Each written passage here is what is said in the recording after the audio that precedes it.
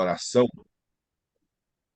dando início à nossa aula. Gostaria que você fechasse os seus olhos, vamos orar. Senhor eterno Deus, bendito Pai, soberano, mais uma vez, ó Deus, somos gratos ao Senhor, te glorificamos por mais um dia de aula, te louvo pela vida de cada um dos teus servos, ó Deus, que tiveram essa oportunidade de hoje estar estudando. Que o Senhor abençoe grandemente, dando, ó Pai, vitória a cada um, e dando sabedoria, ó Deus, para que possam aplicar, ó Deus, o que eles aprenderam através desse ensinamento, através desse material, para o bem-estar da tua obra. Seja com cada um, ó Pai. Que o Senhor fortaleça o ministério, que o Senhor abençoe essa escola, ó Pai, de uma maneira maravilhosa, que possamos a cada dia continuar caminhando, que essa escola prospere, ó Deus, para que possa espalhar o conhecimento, ó Pai, da tua palavra. Seja conosco, ó Pai, em nome de Jesus. Então, nós concluímos o livro do profeta Jeremias e nós estamos falando de profetas maiores. Essa é a nossa quinta aula sobre profetas maiores. Concluímos o livro do profeta Jeremias, estaremos falando a respeito do livro de Lamentações de Jeremias. É um livro apenas com 5 capítulos, mas que quando você entende por que Jeremias escreveu esse livro, você passa a sentir o mesmo que ele sentiu ao ver a situação caótica que se encontrava a grande cidade de Jerusalém, ou por que não dizer, né, a cidade do grande rei, que assim ela era conhecida, ou a cidade de Davi, cidade essa que teve vários nomes na Bíblia e sempre foi opulenta na sua magnitude após ser edificada por Davi. E essa cidade era cercada de muros e é uma cidade muito bonita, de acordo com o pensamento bíblico, arqueologia, porém a crença e a devoção a essa cidade ficou maior do que a devoção a Deus. A desobediência do povo fez com que Deus viesse com ira e destruísse essa cidade. E o mais interessante é que quando nós lemos o livro do profeta Jeremias, que foi o profeta que viu a destruição de Jerusalém, o povo não acreditava que Deus poderia fazer aquilo com a cidade. E parece que isso se repete no capítulo 13 ou 24 de Mateus e capítulo 13 de Marcos. O capítulo 13 de Marcos, ele retrata isso com mais precisão. O Sermão do Monte ele é mais resumido, porém com a explicação mais ampla, devido ser o próprio Império Romano que estaria destruindo a cidade e Marcos escreve o seu evangelho para os romanos. Então, nós vemos que Marcos descreve com mais precisão, mostrando que os discípulos, ao exaltar a grandeza daquele templo reformado por Herodes, eles não acreditavam que Deus poderia destruir o templo quando Jesus falou que não ficaria ali pedra sobre pedra. Porque o templo de Jerusalém, irmão, tinha um significado muito grande para os judeus naquela época. Se os irmãos conhecem um pouco da religião judaica hoje, os vão ver que ainda tem um grande significado para eles. Aquelas muralhas tinham significado muito forte para eles, além simplesmente da proteção. Era uma cidade que até as 12 portas, ou melhor dizendo, que havia em Jerusalém, nas muralhas, essas portas tinham significado para o povo de Israel. A cidade era considerada como uma cidade que tinha o nome de Deus. Então, a crença que eles tinham é que Deus nunca destruiria aquela cidade. E eles estavam enganados porque foi Deus que permitiu a construção e Deus poderia destruir, porque tudo pertence a Deus. E para abater aquela situação que eles ficaram supersticiosos, Deus fez com que a cidade e as muralhas viessem à ruína e o próprio templo, porque a crença deles também no templo, se os irmãos observar o livro de Samuel, o livro de 1º e 2º Samuel, o povo de Israel tinha uma crença muito forte, até mesmo na Arca da Aliança. A Arca da Aliança simbolizava a presença de Deus e eles se apegavam muito a isso. Quando Ofni e Finéias vêm a morrer, se os irmãos lerem o texto atentamente, diz que eles mandaram trazer a Arca da Aliança. Quando a Arca da Aliança chegou no arraial dos filisteus, os filisteus eles fizeram um grande alvoroço, grande festa, muito barulho, que os filisteus pararam e ficaram com medo, e disse que o Deus de Israel havia visitado o seu povo. Porém, no meio daquele povo havia um general meio sem temor de nada, e mandou o povo seguir a marcha. O povo venceu a nação de Israel, roubaram a arca, Ofni e Finés morreu. A notícia chega à casa de Eli, Eli cai da cadeira, quebra o pescoço e morre. A mulher dele possivelmente, talvez estava perto de dar à luz, mas não nos dias corretos, ela deu à luz a um filho. E tudo porque perderam a arca de Israel. Essa arca ficou por muitos anos no poder dos filisteus e a nação de Israel seguiu daquela forma. Saul entrou no governo, não preocupou com a arca permaneceu lá até que Davi viesse a tomar a arca novamente do poder dos filisteus. Então, eles tinham essa superstição de se apegar a coisas. O que Deus fez foi para punir o povo, para que eles entendessem que eles deveriam voltar-se a Deus e não às coisas materiais. Quando você vê o livro do profeta Jeremias, capítulo 7, eles chegaram a exaltar e falar templo do Senhor, que Deus não destruiria Jerusalém, porque ali era o local da casa de Deus. E aquele templo veio a ruínas. A ruínas que o segundo templo foi construído ao lado e não no mesmo local do templo de Salomão. Então, a tristeza tomou conta daquele povo. E o livro de Lamentações, ele descreve isso. Ele é escrito, se você observar, ele é escrito de uma forma poética. Quando você abre o livro de Lamentações, somente na Bíblia de tradução atualizada, você vai ver alguns nomes na frente de cada versículo, algumas palavras, né, que lê o alfabeto hebraico. Na nossa Bíblia, nós não percebemos, porque no português não está igual no hebraico. Mas cada letra daquela ali, que é a letra Aleph, Bet, Gimel, o Dalet, cada letra daquela mostra que cada versículo estava começando com cada letra. Por isso, o livro foi escrito na forma de poesia, porém com a descrição profética de ver as ruínas de Jerusalém devido à desobediência do povo. Então, irmãos, uma das coisas que me chama a atenção quando eu estudo o Velho Testamento é que Deus sempre puniu o povo pela desobediência. Deus sempre trouxe coisas sobre o povo pela desobediência. Por exemplo, uma das coisas que Deus puniu o povo é com pragas de gafanhotos e outras pragas que devoravam as lavouras, com cerrar o céu, não dar chuvas. Os irmãos podem perceber que Deus não dando chuvas, o povo entrava em desespero, porque eles viviam da agricultura. E não tendo chuva, não tem agricultura. Não tendo chuva, não tem pasto, os animais irão morrer. Eles viviam também do que o animal produzia. Então, tudo isso causava desastre no povo de Israel. E quando a plantação estava muito boa, Deus enviava gafanhotos. Nós vemos isso no livro do profeta Joel, como vamos estudar. O livro do profeta Abacuque, ele termina com um cântico extraordinário, que todo mundo conhece, ainda que Oliveira minta, tem músicas com esses versículos bíblicos. Mas antes de cantar aqueles versículos, esses últimos versículos de Abacuque, ele viu coisas terríveis do capítulo 1 ao capítulo 3 até o versículo 16, e viu coisas terríveis vindo sobre o povo. Tudo pela desobediência do povo. Então, Deus sempre puniu o povo por causa da desobediência. O povo quebrava a lei de Deus, o povo abandonava os caminhos do Senhor. O povo tinha uma facilidade muito grande de voltar-se à idolatria, de esquecer os planos do Senhor. Hoje, irmãos, nós vivemos uma época que as pessoas acham que não são idólatras, mas boa parte dos cristãos são idólatras. Eles julgam os católicos, porque os católicos têm uma imagem e falam, não, eles são idólatras. Por exemplo, quando nós estudamos sobre a reforma, um dos pontos principais que levou Martinho Lutero a fazer a reforma foi a indulgência. Quando você lê as 95 teses de Lutero, ele bate muito sobre a indulgência. Por quê? A indulgência era vendida por John Tetzel. John Tetzel era um orador extraordinário, o camarada tinha uma lábia muito boa. Ele convencia o povo a comprar aquela indulgência. Inclusive, isso é prova, mas isso não é piada, não. O John Tetzel vendeu uma indulgência para um cara uma vez, ele vendia indulgência dos pecados que você ia cometer.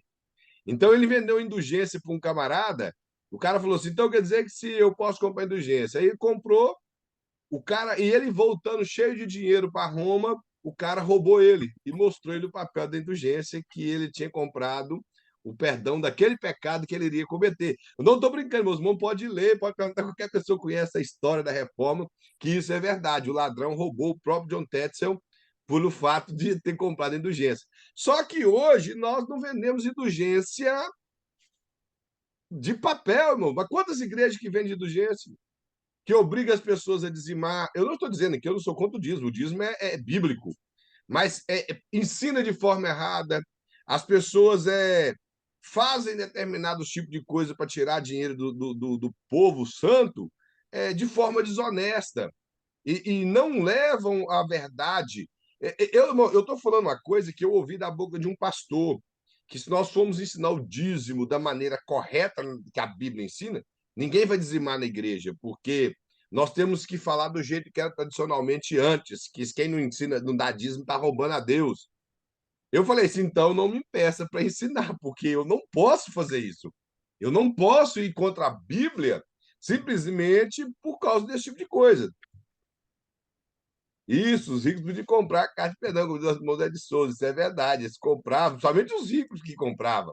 Era a eliminação de tempo do purgatório. Purgatório não existe, purgatório não é subaco de cachorro, não tem purgatório. E, e o interessante é que os irmãos sabiam que a doutrina do purgatório ela não foi criada pelos católicos, eles pegaram a tradição judaica. Existe uns judeus de linha cabalística, que eles falam que todo judeu que morre, ele passa 120 anos nesse. Lá eles não chamam de purgatório, mas ali, depois de 120 anos, eles sairão e irão para o paraíso. Esse é o pensamento do judaísmo. E como o catolicismo, se você observa, ele é todo fundado em cima de um pensamento gnóstico, aonde eles tentam negar, criar um movimento de celibatário, que o corpo não é bom. Eles são adeptos da doutrina de Pelágio e muitas outras coisas. Então, a Igreja Católica ela se fundou em cima disso, principalmente dentro dos princípios judaicos que existiam naquela época dos seus folclore. Então, esse é o erro. Mas nós não somos diferentes. Às vezes, nós vendemos indulgência na igreja.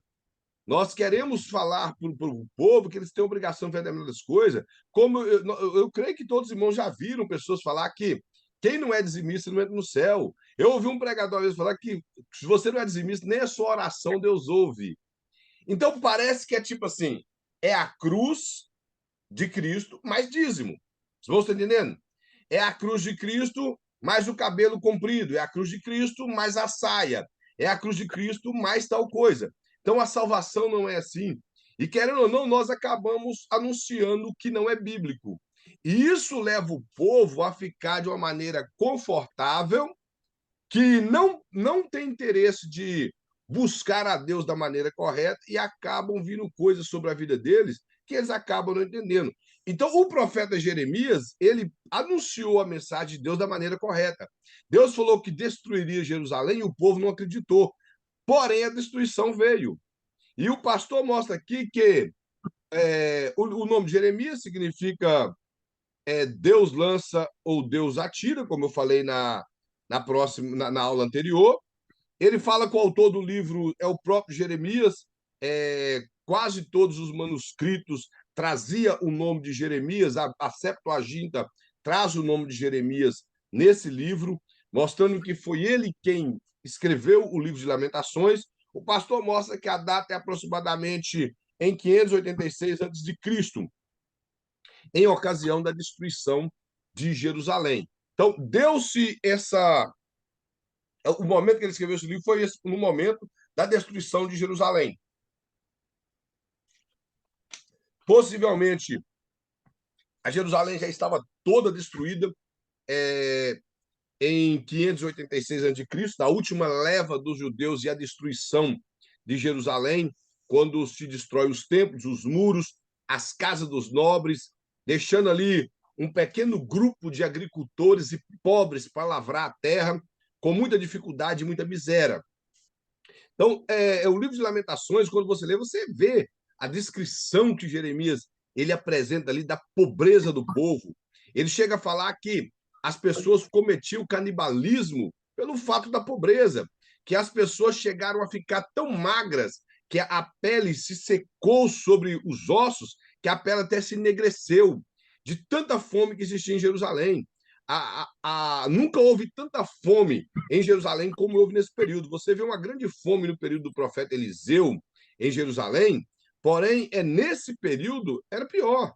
Nesse período era pior a fome em Jerusalém, porque estava tudo devastado, eles dependiam da nação da Babilônia, e devido à desobediência do rei Zedequias, ele destruiu tudo e ficou irado, porque até então ele deixava o rei no governo, sendo um rei vassalo, um rei que lhe prestava contas. Porém, o rei Zedequias não aceitou isso, rebelou-se contra o rei da Babilônia, o rei da Babilônia veio e destruiu Jerusalém por completo, levando todas as pessoas cativas, deixando um número muito pequeno em Jerusalém, nas ruínas. O pastor vai até mostrar aqui que Jeremias teve a opção de ficar em Jerusalém, porque o rei perguntou se ele queria, porque o rei era a favor de Jeremias, porque tudo que Jeremias falou se cumpriu. Como eu falei, Jeremias foi taxado de traidor por ele profetizar a favor do rei da Babilônia. Então, quando o rei da Babilônia lhe ofereceu, ele disse que queria ficar em Jerusalém. Por isso, possivelmente, ele escreve o seu livro de Lamentações de Jerusalém ao ver a situação caótica que Jerusalém se encontrava. Irmão, e hoje, quando nós observamos em questão de avivamento, de espiritualidade em muitas igrejas, isso eu falo, estou falando, irmãos, em geral, seja qualquer que seja a denominação, nós vemos um vazio muito grande. Colocando para o lado espiritual, nós vemos as muralhas no chão, vemos brecha nas vidas de muitas pessoas sem preocupação em estar fazendo as coisas de Deus direito. E às vezes as pessoas ficam enganadas, estão enganadas na casa do Senhor, estão levando a vida de qualquer maneira e estando vazio. Eu costumo dizer, irmão, que a nossa vida como cristão não tem a ver com o que nós vamos fazer na casa do Senhor. Tem a ver com o que nós vamos viver na eternidade. Isso é importante. Quando nós temos em mente a eternidade que nos espera, as demais coisas que nós fazemos, como cultuar a Deus, louvar, pregar, ensinar, isso são bênçãos dessa capacidade que Deus colocou dentro de nós de ver a eternidade. Sabemos que somos salvos. Então, esse deveria ser o principal, a principal coisa que nós deveríamos ter em mente. Se todo o povo de Deus, seja do Velho Testamento ou do período neotestamentário e da igreja hoje tivesse isso em mente, quando os irmãos podem observar que a preocupação do povo do Novo Testamento, da igreja ali em Atos dos Apóstolos, você vê pela carta de Paulo muito que ele enviou suas cartas para o povo gentílico, mas era uma preocupação em estar servindo a Deus de verdade. Era uma preocupação de adorar o Senhor de verdade, em gratidão à salvação que eles adquiriram. Quando você vê em Atos 2, você vê a igreja crescendo grandiosamente porque o povo acreditou que era salvo. O povo abraçou a salvação. Por isso eles não tinham preocupação com bens materiais, por isso eles se preocupavam em viver em comunhão. A igreja de Jerusalém cresceu de uma maneira magnífica. Mas quando você vai em Coríntios capítulo 8, em 2 Coríntios capítulo 8, nós vemos que Jerusalém estava pobre financeiramente e com poucos cristãos. A igreja chegou a crescer magnificamente com 3.000 pessoas na primeira pregação, 5.000 pessoas na segunda, que eles tiveram até alguns problemas com a distribuição diária de alimentação entre os povos, porque muitas pessoas, irmãos, que estavam no Pentecoste, ficou em Jerusalém. Eles não voltaram para suas terras. Você vê isso com os próprios judeus helenísticos que ficaram lá, que eram judeus nascidos em alguns países, em algumas cidades gregas, que eles resolveram ficar em Jerusalém, porque a cidade de Jerusalém, além da igreja ter sido o nascimento da igreja ali, a igreja estava bem financeiramente, então cuidava das pessoas. Mas com o passar do tempo, a igreja foi entrando em decadência. Entrando em decadência, o judaísmo tomou conta. Quando você vai nas cartas de Paulo, seja a carta de 1 Coríntios, a carta de Filipenses, a carta aos Colossenses, você vê eles deixando claro que sempre pessoas eram enviadas de Jerusalém para ir para essas determinadas cidades gentílicas para anunciar o evangelho, anunciar, na verdade, o judaísmo transvestido de evangelho, para tentar levar o povo a voltar ao judaísmo.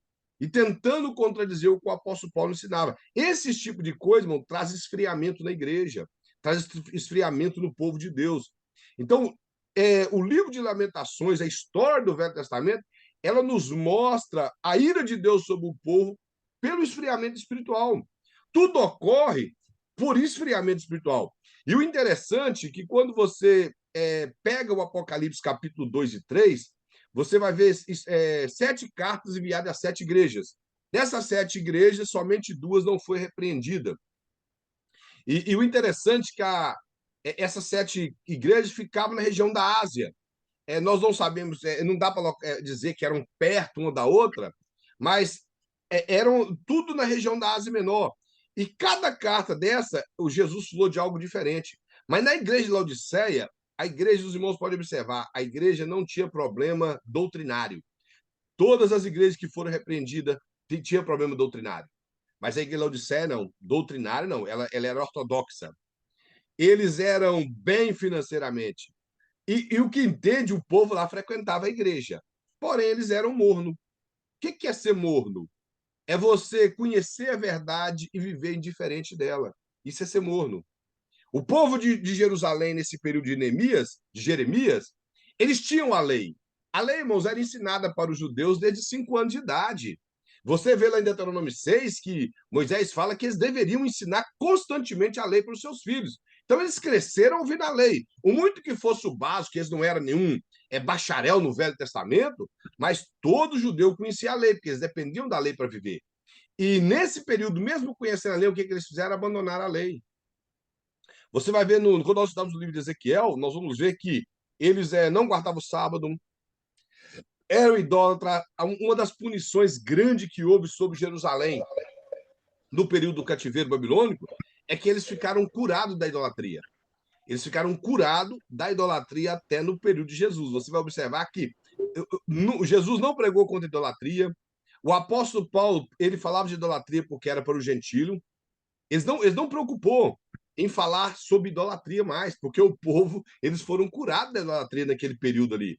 Eles passaram o período dos governos que dominou o mundo, chegou no governo de Roma, sem idolatrar. Inclusive, eles não prestavam culto ao imperador romano. Eles não prestavam culto porque eles sabiam que tinham que prestar culto somente a Yahvé, somente ao Deus Javé. Então, eles foram curados. Mas antes, eles passaram o quê? Um período de esfriamento espiritual, um período de mornidão, um período onde eles viviam para si, sem preocupar com as coisas de Deus. E o profeta Jeremias veio dessa maneira de confronto à situação. O pastor coloca aqui, irmãos, o aspecto histórico. Ele fala: Jeremias sobreviveu à destruição de Jerusalém, pois foi poupado pelos babilônios, como eu já disse. Nabucodonosor lhe deu a opção de escolher onde iria morar, mas ele escolheu ficar em Jerusalém destruída. À vista de toda aquela tragédia, ele compõe, então, o seu livro poético Lamentações, onde descreve sua dor, as tristezas, sofrimentos e suas lamentações sobre o cativeiro de Sião. Mais tarde foi levado ao Egito, onde veio a falecer. Então, aqui o pastor descreve um pouco da vida de Jeremias, até conforme a tradição mostra que ele faleceu no Egito. Isso não está no livro de Jeremias, nem tampouco em Lamentações, mas o próprio livro de Macabeus mostra ele indo para o Egito. Toda a tradição judaica, o Talmud mostra que ele foi sim para o Egito e ali ele ficou o fim de sua vida. Não se sabe realmente se ele faleceu no Egito, literalmente, mas ele ficou até boa parte da sua vida no Egito. Como eu falei, ele escreve o seu livro de lamentações dentro da própria cidade, ao ver aquela situação caótica que a cidade se encontrava. E ali, irmãos, o pastor mostra que ele descreve a sua dor, por ele ver que tudo que ele disse se cumpriu, ele sente dor por aquilo.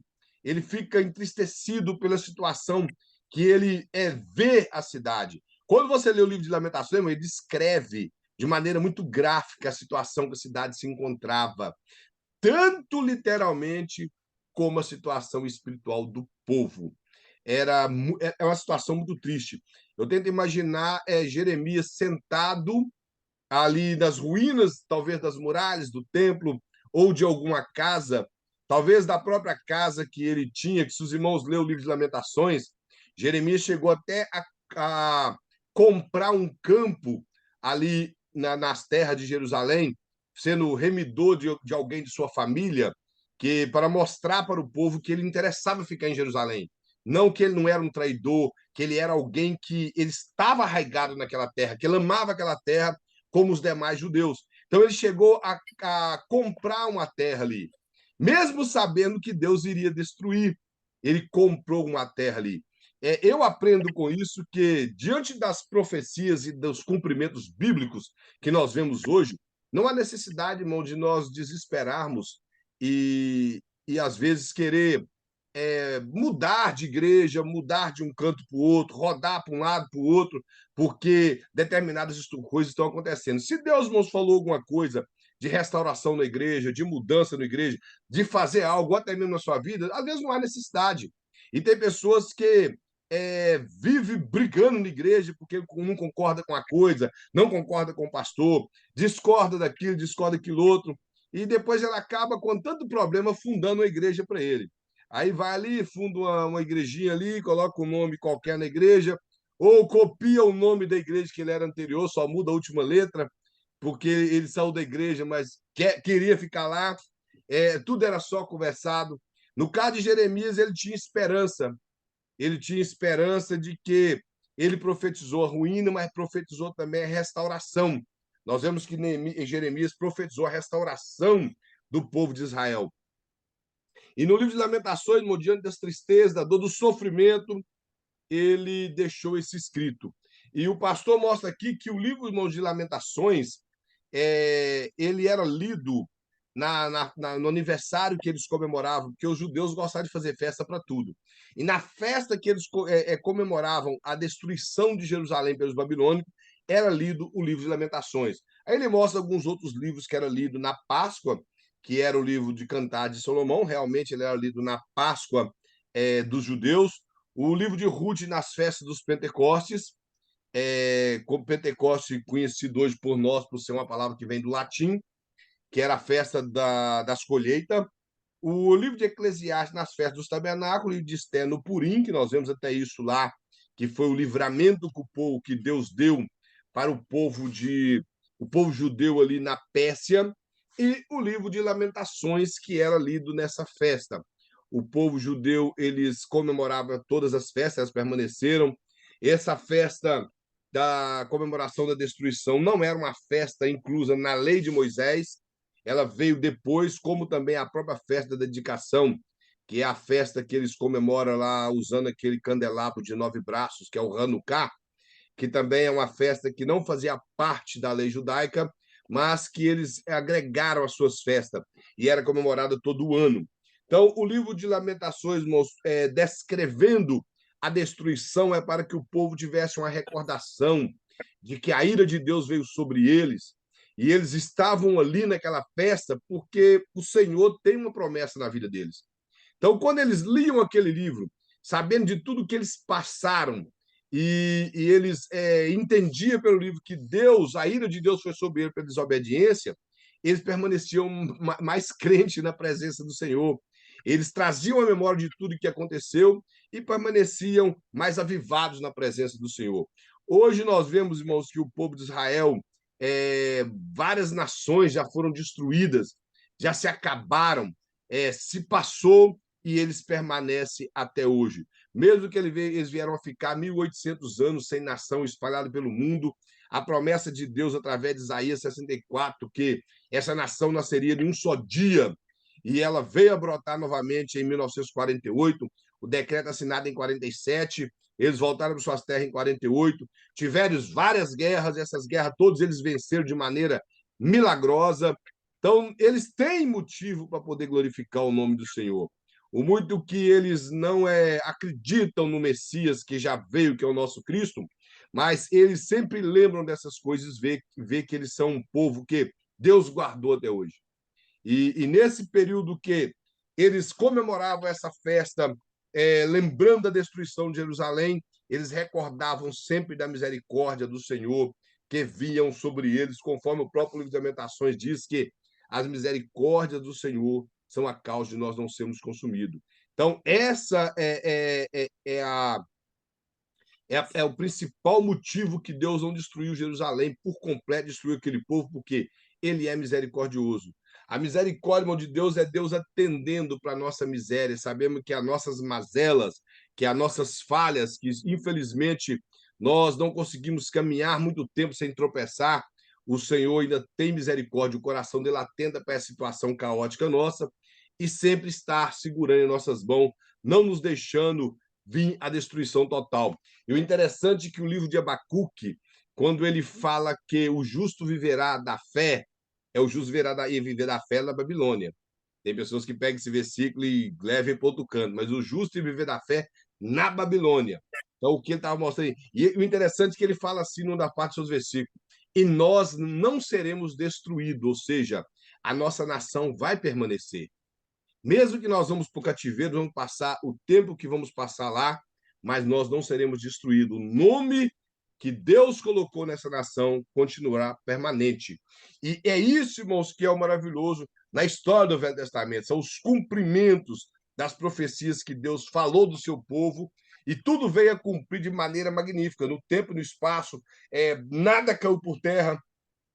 Tudo que Deus prometeu sobre o povo de Israel aconteceu. Deus conservou a tribo de Judá. Esse dia mesmo eu estava lembrando disso. Deus guardar, conservar a tribo de Judá, de onde ele prometeu que nasceria o Messias, da tribo de Judá. Desde a bênção de Jacó sobre os seus 12 filhos, que ele abençoou Judá, que dele sairia o Salvador do mundo. Então, nós vemos que Deus guardou. As 10 tribos foram levadas ao cativeiro para a Síria. Judá e Benjamim foi levado para a Babilônia. E as nações, essas tribos voltaram para sua terra. E Judá permaneceu como Deus havia prometido. Alguns acreditam que as 10 tribos se desfizeram, porque quando você lê, principalmente a carta de Paulo, ele sendo da tribo de Benjamim, mas nós vemos alguns judeus de outra tribo, como a própria Ana, que esteve no templo ali, quando Jesus nasceu, ela era da tribo de Assé. Então nós vemos que o livro do profeta Oséias fala que algum remanescente de Israel, que era a nação do norte, iria voltar para sua terra. Eu creio que quando o rei da Babilônia destruiu primeiramente a Síria, antes dele entrar em Jerusalém, talvez ele levou cativo algum dos povos do Reino Norte para a Babilônia, para depois levar do Reino Sul para a Babilônia. Por isso havia um remanescente bem pequeno do povo de Israel entre a nação de Judá e entre o povo de Benjamim. Mas uma coisa interessante é que Deus guardou Israel. Hoje, se você conversa com algum judeu, eles não sabem de que tribo ele pertence, porque na dispersão que eles tiveram no ano 70, eles se perderam, ficaram 1.800 anos. A única tribo que ainda permanece com conhecimento de onde veio, se os irmãos for ler, eu não sei se os irmãos que já leram aquela revista Notícia da Meia-Noite, ou Chamado da Meia-Noite e Notícias de Israel, são duas revistas que elas falam das notícias de Israel. Inclusive, eu li alguns anos atrás que a tribo de Levi já estava organizando os seus sacerdotes para a reconstrução do terceiro templo e coisa parecida com isso. Apesar que já tem mais de 20 anos, até hoje o templo não foi construído, coisa nenhuma, mas a tribo de Levi, e eu conheci, irmãos, eu falando, eu conheci um judeu nascido na Argentina, que era convertido ao cristianismo, pregou na nossa região de Ipatinga, na nossa igreja, e ele disse que ele era da tribo de Levi. Então, é uma das tribos que permaneceu, porque se os irmãos observar, os levitas não tinham herança nas terras. Quando a terra foi dividida, a terra foi dividida para os filhos de José, que era Naftali e Manassés. Então, a tribo de Levi, a herança dela era Deus. Eles tinham porções no meio das demais tribos, porque existia um grupo de sacerdotes em cada tribo de Israel.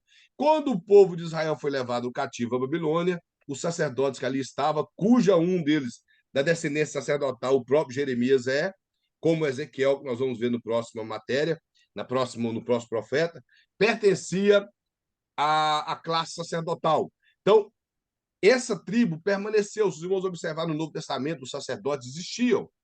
Eles permaneciam. Boa parte dos saduceus era de família sacerdotal, de alguns nobres, e o povo da fariseu era mais mestres, simplesmente alguém que estudou em alguma escola rabina. Mas os saduceus, sim, eram compostos de pessoas de linha sacerdotal. Então, esse povo permaneceu porque Deus guardou. Então, tudo isso eles viam ao ler esse livro, ao ler o livro de Lamentações, que a misericórdia de Deus foi imensa sobre eles. Aqui o pastor mostra algumas coisas aqui no esboço do livro. Ele fala da miséria e desolação de Jerusalém.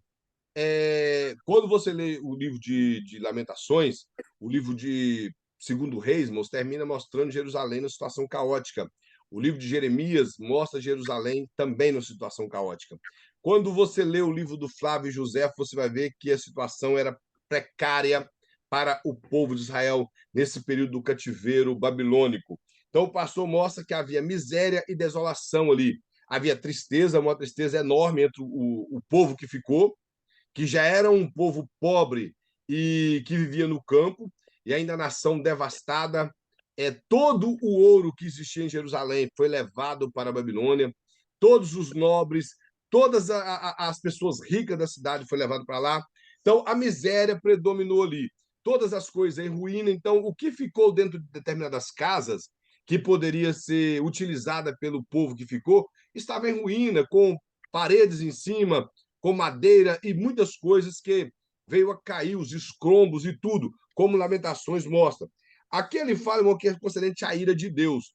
O interessante é que o livro de Lamentações ele mostra por várias vezes a ira de Deus sobre o povo, mostrando para a nação de Israel que aquilo era a mão de Deus, que não tinha nada do diabo.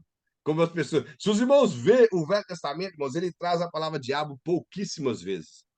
Pouquíssimas vezes. Na verdade, traz Satanás. Diabo é uma palavra grega. Satanás no livro de Jó, por 2 vezes. E no livro de Crônicas, traz a palavra Satanás, que é a palavra em hebraico Satã, que quer dizer adversário.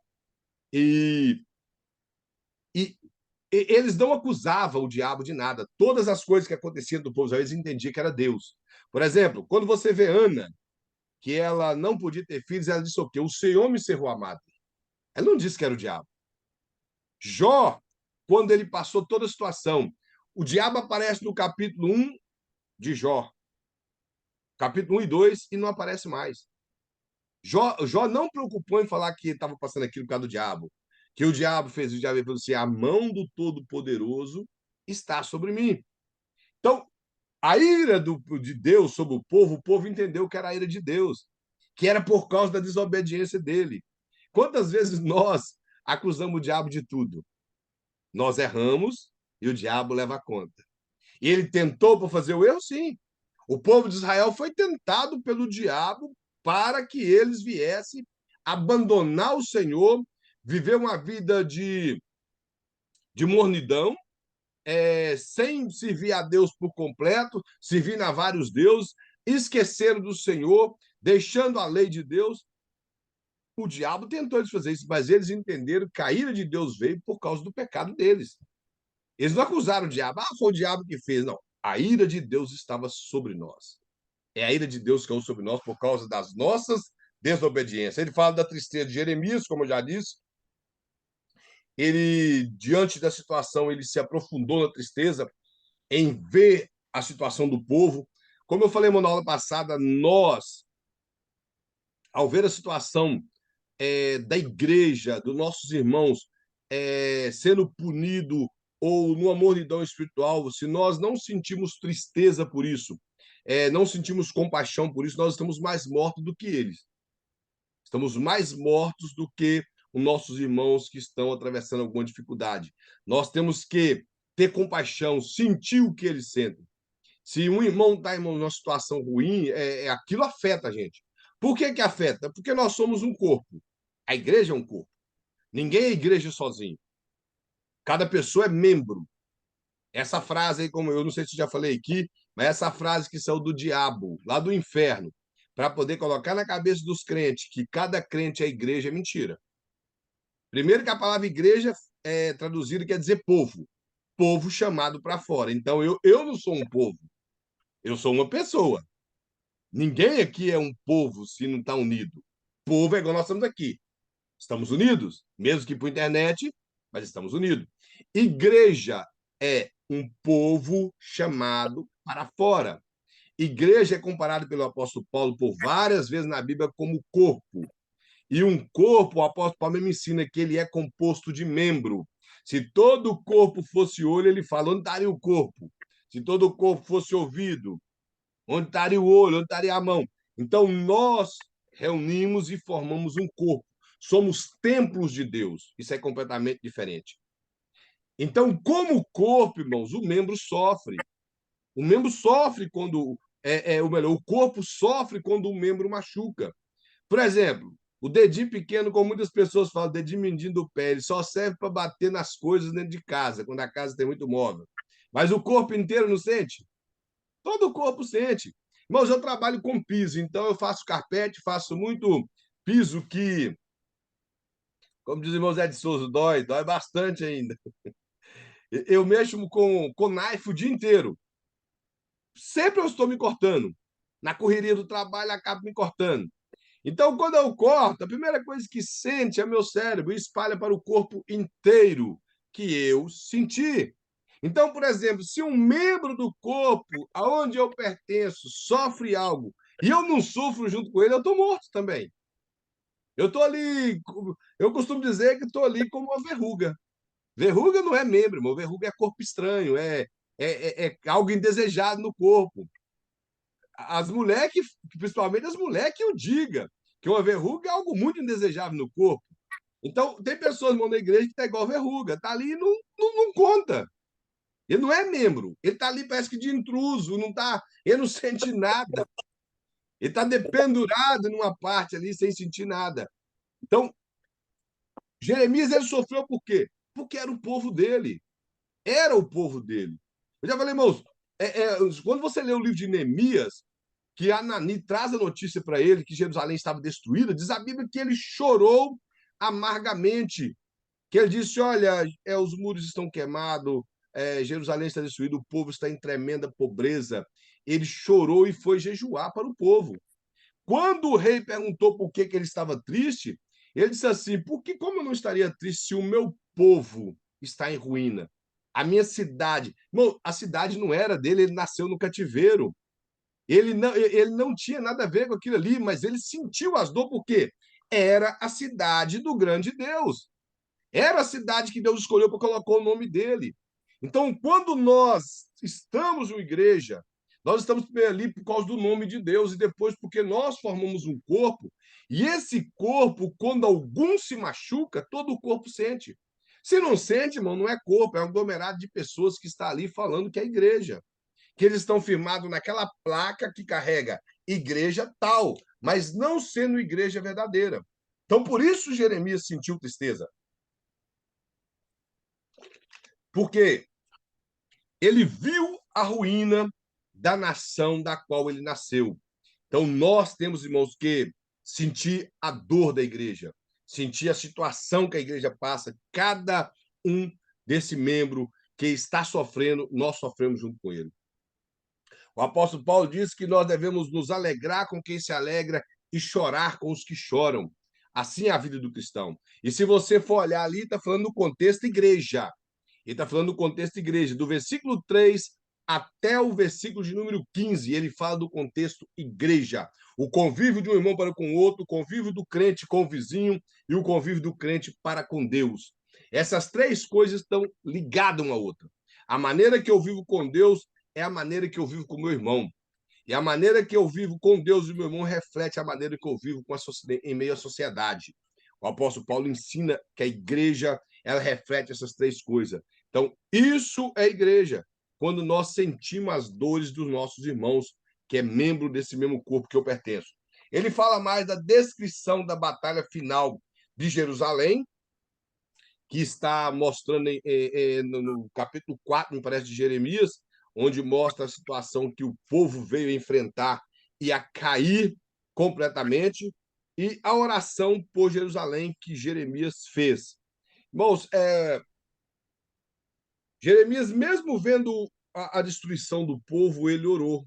ele orou pelo povo, ele mostra no capítulo 4 do seu livro a situação que o povo vem enfrentar, e ele chega a levar o povo a pedir no capítulo 3, ou melhor dizendo, quando ele fala das misericórdias do Senhor, ele tem uma parte que ele fala assim que era para o povo trazer à memória o que podia dar esperança. Ele fala assim, olha, no versículo 21, quero trazer à memória o que pode me dar, o que pode dar esperança. Diante das ruínas da cidade, da situação triste que o povo estava, Jeremias conseguiu lembrar das coisas boas que aconteceu ali.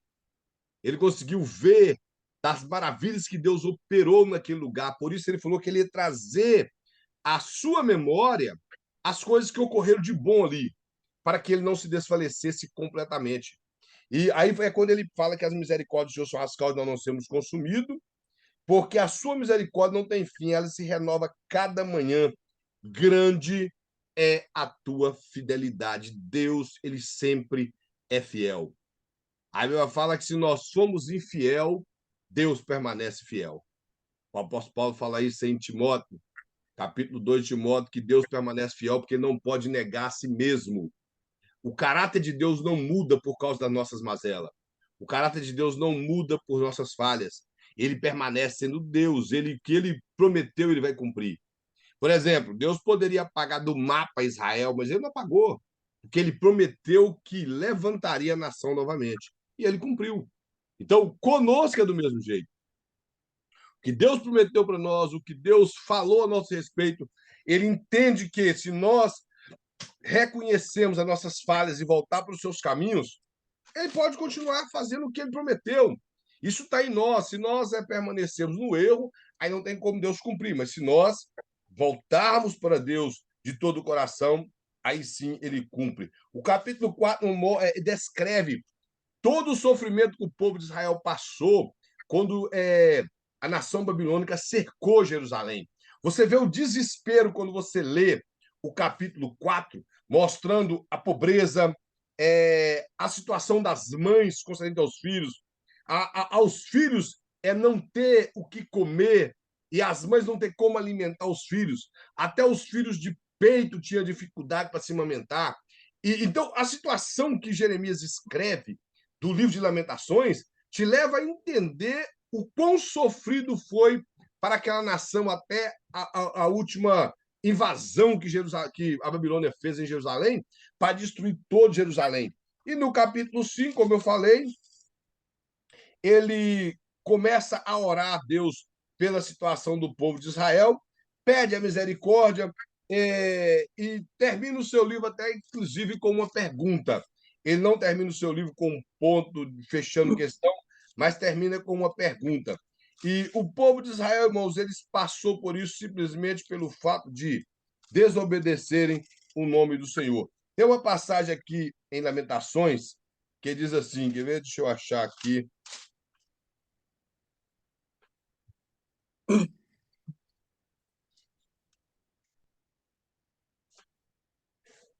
Olha o que Deus fala na situação do povo, quando eu falei, irmãos, que o que importa é com a maneira que nós estamos diante de Deus e não a situação que eles acreditavam na cidade. Ele fala assim: olha, rejeitou o Senhor o seu altar e detestou o seu santuário, entregou nas mãos do inimigo, os muros dos seus castelos deram gritos na casa do Senhor, como em dia de festa. Ou seja, o sofrimento deles foram tanto que ele comparou que o barulho que ocorreu ali do sofrimento era o mesmo que quando eles faziam festa. Quando eles estavam em festa, que era muito barulho, devido a Deus ter rejeitado tudo aquilo, rejeitou o altar, quer dizer que todas as ofertas que eles levavam para Deus antes, Deus rejeitou. Deus não olhou mais para aquilo. O profeta Jeremias, irmão, chega a escrever, ou melhor, o profeta Ezequiel, chega a escrever que eles prestavam culto simplesmente para queimar carne e comer, não era culto de verdade.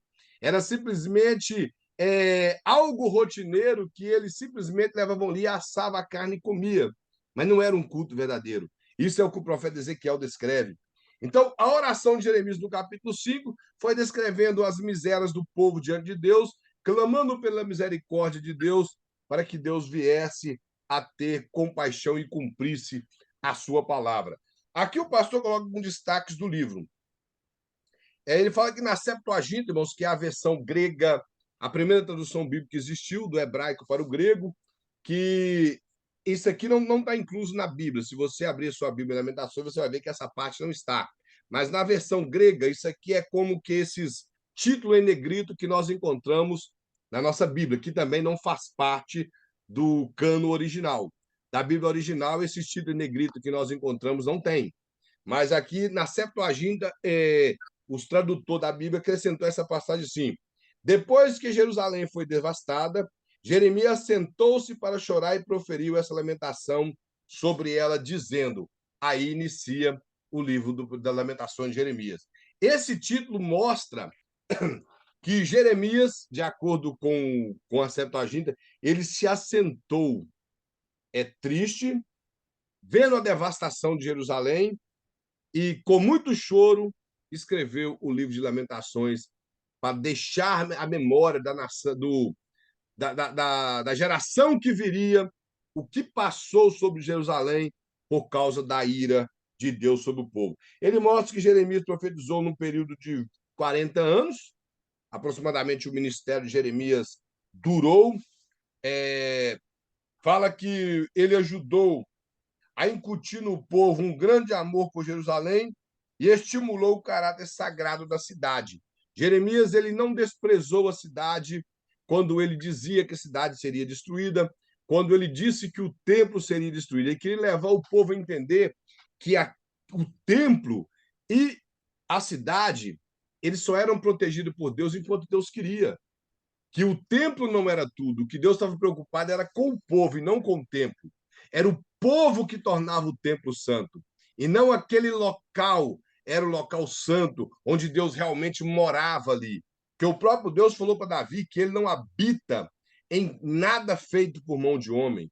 Que aquilo ali era algo simbólico, mas o povo pegou como literal. Então, Jeremias, diante de tudo isso, apesar dele pregar contra o templo, contra a cidade, em relação nesse sentido que eles acreditavam que essa cidade, esse templo, poderia livrá-los, ele colocou no coração do povo um amor pela cidade e um amor pelo templo. Por isso que eu estou dizendo, irmão, que quando Neemias, lá na Pérsia, ele ouviu através do seu irmão Anani, eu não sei se era irmão de sangue mesmo, ou se era irmão por fato de ser judeu, ele vê a situação de Jerusalém, que ele sente as dores daquela cidade, que era a cidade dos pais dele. Ele ainda fala assim: a cidade onde está o sepulcro de meus pais, porque existia esse amor do povo pela cidade, pelo fato que Jeremias terminou as suas profecias mostrando que Deus havia de reerguer aquela cidade.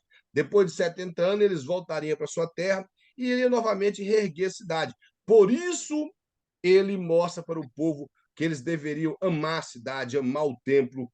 Nós vemos que o povo costumou tanto com a Babilônia que eles deixaram de lado a preocupação em reerguer o templo.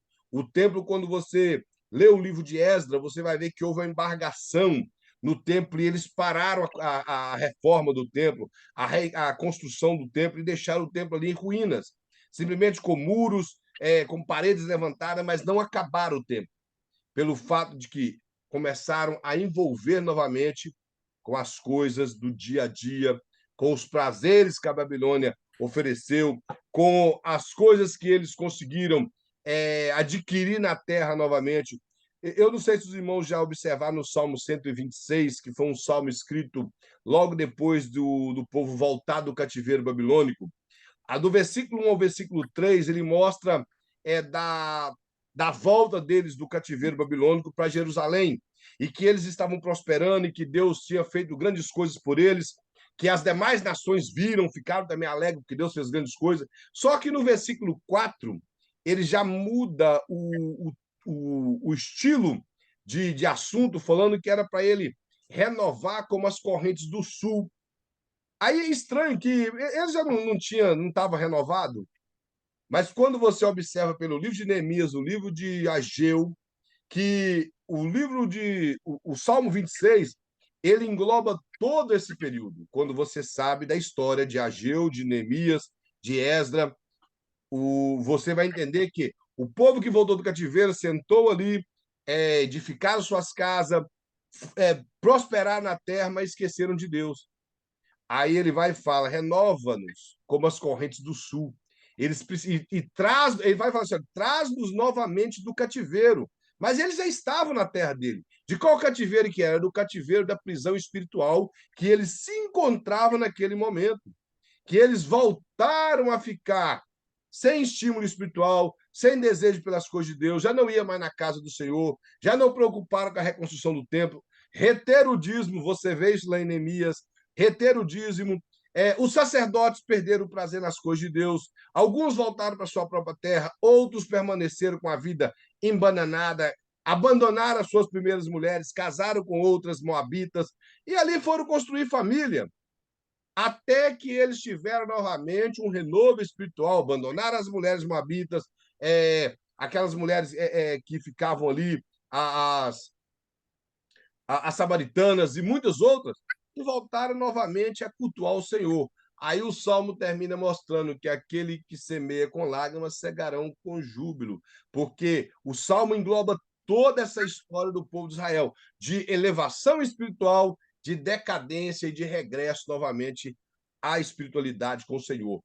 Então, quando você consegue situar alguns salmos na Bíblia, em qual local, em qual ocasião que ele foi escrito, ajuda bastante a interpretar o salmo. Então, o livro de Lamentações, irmão, descreve isso, a destruição de Jerusalém, o choro de Jeremias, as promessas que Deus trouxe ao coração de Jeremias, que restauraria o povo, a oração dele, e, acima de tudo, a tristeza que ele teve e a ira de Deus sobre a nação de Israel. A ira de Deus, irmãos, sobre o povo de Israel, como eu já disse, veio por causa da desobediência. Uma das coisas, irmãos, que Deus sempre fez é que Deus permite com que entram homens no governo. Todos os governantes que existem no mundo é permissão de Deus. Todos. Alguém pode falar, o Lula é permissão de Deus, irmão. Não adianta você falar que não é, que é. Permissão de Deus. A Bíblia fala em Romanos, capítulo 13, que toda alma esteja sujeita às autoridades, e a autoridade ele estava falando militar e governamental, que era o governo, que era o imperador. Toda alma esteja sujeita, porque toda autoridade é constituída por Deus. Está escrito isso na Bíblia. Paulo e Pedro falam constantemente que nós devemos orar pelo rei. Então, o rei ali seria, porque existia rei naquela época, então são os governantes. São constituídos por Deus. Agora, os governantes, irmãos, é o espelho de uma nação. A nação quer aquilo, Deus permite. Porém, uma coisa, irmãos, que eu sempre falo, todos esses governantes irão ser punidos por Deus por a maneira que ele governou desordenadamente um país. Todos eles irão. E eu sempre tenho falado, a ira de Deus está muito grande, irmão, sobre muitos países neste mundo, principalmente esse que nós moramos nele. A ira de Deus é muito grande aqui nessa América. Esses governantes que vão levando a nação à pior situação que existe, principalmente a questão espiritual, na moralidade, tentando desconstruir princípios que regem a família, que protege a família, criando esses tipos de coisa que quer desconstruir princípios éticos e morais. Deus vai punir essa nação. Principalmente esses governos vagabundos que existem, somente nos dias de hoje, onde eles acham normal ficar liberando tudo aquilo que é contrário à palavra de Deus, tentando proibir Bíblia, orações na escola, tantas outras coisas. Deus um dia ainda vai trazer uma nação dessa a punição terrível. Esses governantes irão ser julgados por Deus e não terão como falar nada, simplesmente porque brincaram com aquilo que Deus colocou na mão dele. Uma das coisas que a Bíblia nos mostra é que a nossa esperança sempre é em Deus. E esses governantes um dia irão prestar conta para Deus. Irão prestar conta para Deus e Deus vai puni-los severamente. E o pior, queimarão no fogo eterno, que a Bíblia diz que lá nunca se apaga, por toda a eternidade, por ter brincado com aquilo que Deus colocou na mão dele. Se Deus colocou uma nação na mão de um governante, é para que ele fizesse bem. e ele não fez. Você vê isso no livro de 1 Samuel, 2 Samuel, no livro de 1 Reis e 2 Reis. Todos os homens que passaram ali no governo, que governaram mal, Deus os puniu severamente. Tem um rei na Bíblia que chama, me parece que é Joás. Diz a Bíblia que quando esse infeliz morreu, a Bíblia escreve desse jeito, e não o choraram e nem fizeram lembrança do nome dele. Aí diz que quando Davi morreu, eles choraram Davi por 40 dias, chorando Davi. Moisés, da mesma forma. Agora, esse rei, quando morreu, nem lembrança dele eles tiveram. E se sentiram aliviados. A própria Atalia também, quando morreu, supostamente deu um golpe de governo, quando ela morreu, diz a Bíblia que o povo conseguiu respirar. Então, nós vemos hoje, irmãos, a nação sendo julgada por homens ímpios, todas as nações julgadas por homens ímpios, que sancionam leis que quer prejudicar a família, quer prejudicar o cristianismo, quer desvalorizar a Bíblia e tantas outras coisas, querendo desconstruir alicerces bons da família, tentando inculcar na cabeça de nossos filhos essas perversões contrárias ao que a Bíblia ensina, contrária à moralidade, contrária até mesmo às questões biológicas, mas querendo inculcar isso na cabeça de nossos filhos. Deus há de punir essas pessoas, esses governantes, seja quem for que sancione essas leis, Deus há de punir. Isso nós não precisamos, irmãos, de preocupar. Nós temos que ensinar na igreja, mostrar a responsabilidade de cada pai com seus filhos, colocar na cabeça de nossos filhos que a escola tem por obrigação de ensino acadêmico. Educação nós ensinamos nossos filhos em casa. E teologicamente eles aprendem na igreja. Mas, acima de tudo, o que ele aprende na igreja teologicamente, os pais têm que ensinar os seus filhos também. Em questões teológicas em casa, doutrina do pecado, coisa, mesmo que ele não seja um teólogo, coisa simples que a salvação mostra que nós aprendemos. Então, nós temos que ensinar isso, para que nossos filhos não venham ficar corrompidos por esses tipos de ensinamento que nas escolas e que o governo tem implantado no meio do povo de Deus. E quando eu falo isso, irmãos, que vem destruição, é por causa disso. E se nós, como igreja, ficarmos calados, nós não somos avivados. Porque, como eu já falei, irmãos, avivamento ele muda uma cidade, ele muda uma nação, ele muda um país, se preciso. Isso é avivamento. Todos os avivamentos da Bíblia mudou a nação e mudou até a nação vizinha. Quando houve o avivamento do rei Josias, diz a Bíblia que ele não se contentou simplesmente de ficar em Judá. Ele foi lá em Samaria, mesmo quando o povo de Israel havia sido levado cativeiro para a Síria, ele foi lá em Samaria e colocou ali que o povo que estava na Samaria deveria conhecer o Deus de Israel. E o povo conheceu o Deus de Israel. Por isso, aquela mulher samaritana do capítulo 4 conhecia a história do Deus de Israel através da pregação que nasceu com Josias muitos anos antes. Porque você vai ler no livro de Reis que ele foi, no livro de Crônicas, que ele foi lá em Samaria e ali ele levou o povo a adorar o Senhor. Ele anunciou o Deus de Israel. Assim tem que ser conosco, irmão. Avivamento é isso, é quando nós preocupamos em mudar uma situação caótica de uma nação. Principalmente quando nós começamos na nossa própria cidade, em não aceitar esses tipos de lei que quer atrapalhar o desenvolvimento, tanto espiritual como o crescimento social de uma cidade. É aceitar esse tipo de palhaçada que eles andam implantando. Eu fico tentando entender. Nós lutamos, o meu português não é tão bom, mas lutei, irmão, na escola para aprender um pouco de português, aprender um pouco de gramática. Me vem esses idiotas falar que agora você tem que falar elos, todes, meniniques, bem-vindes.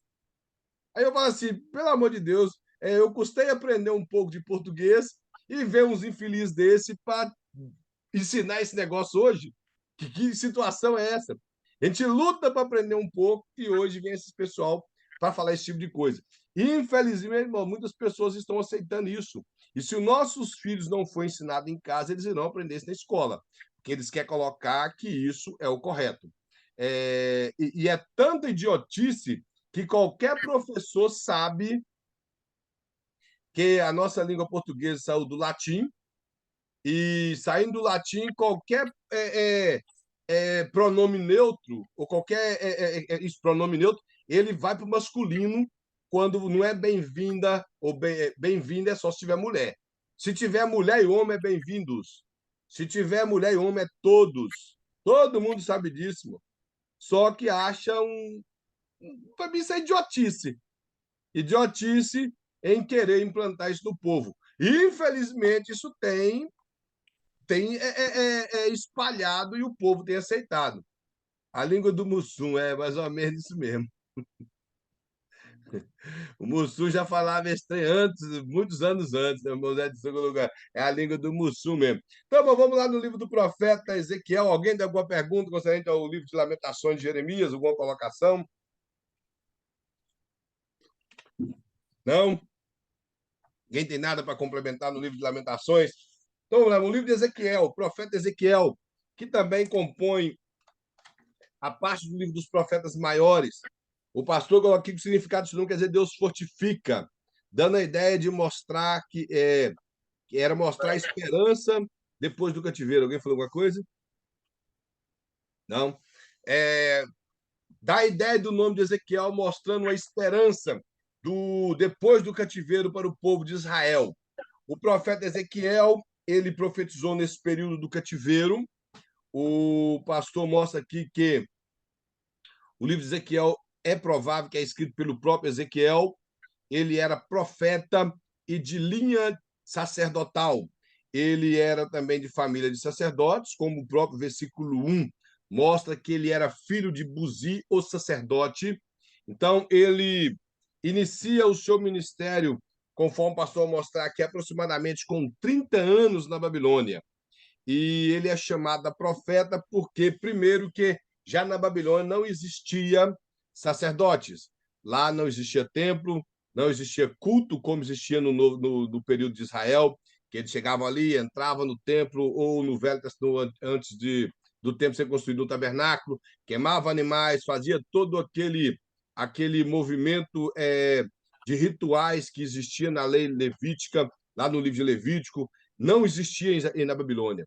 Então, Ezequiel, ele continuou como cristão, um bom cristão, ali aproximadamente com 30 anos, que possivelmente seria o período que ele estaria entrando como sacerdote, que o sacerdote precisava de completar 30 anos para assumir o seu papel de sacerdote.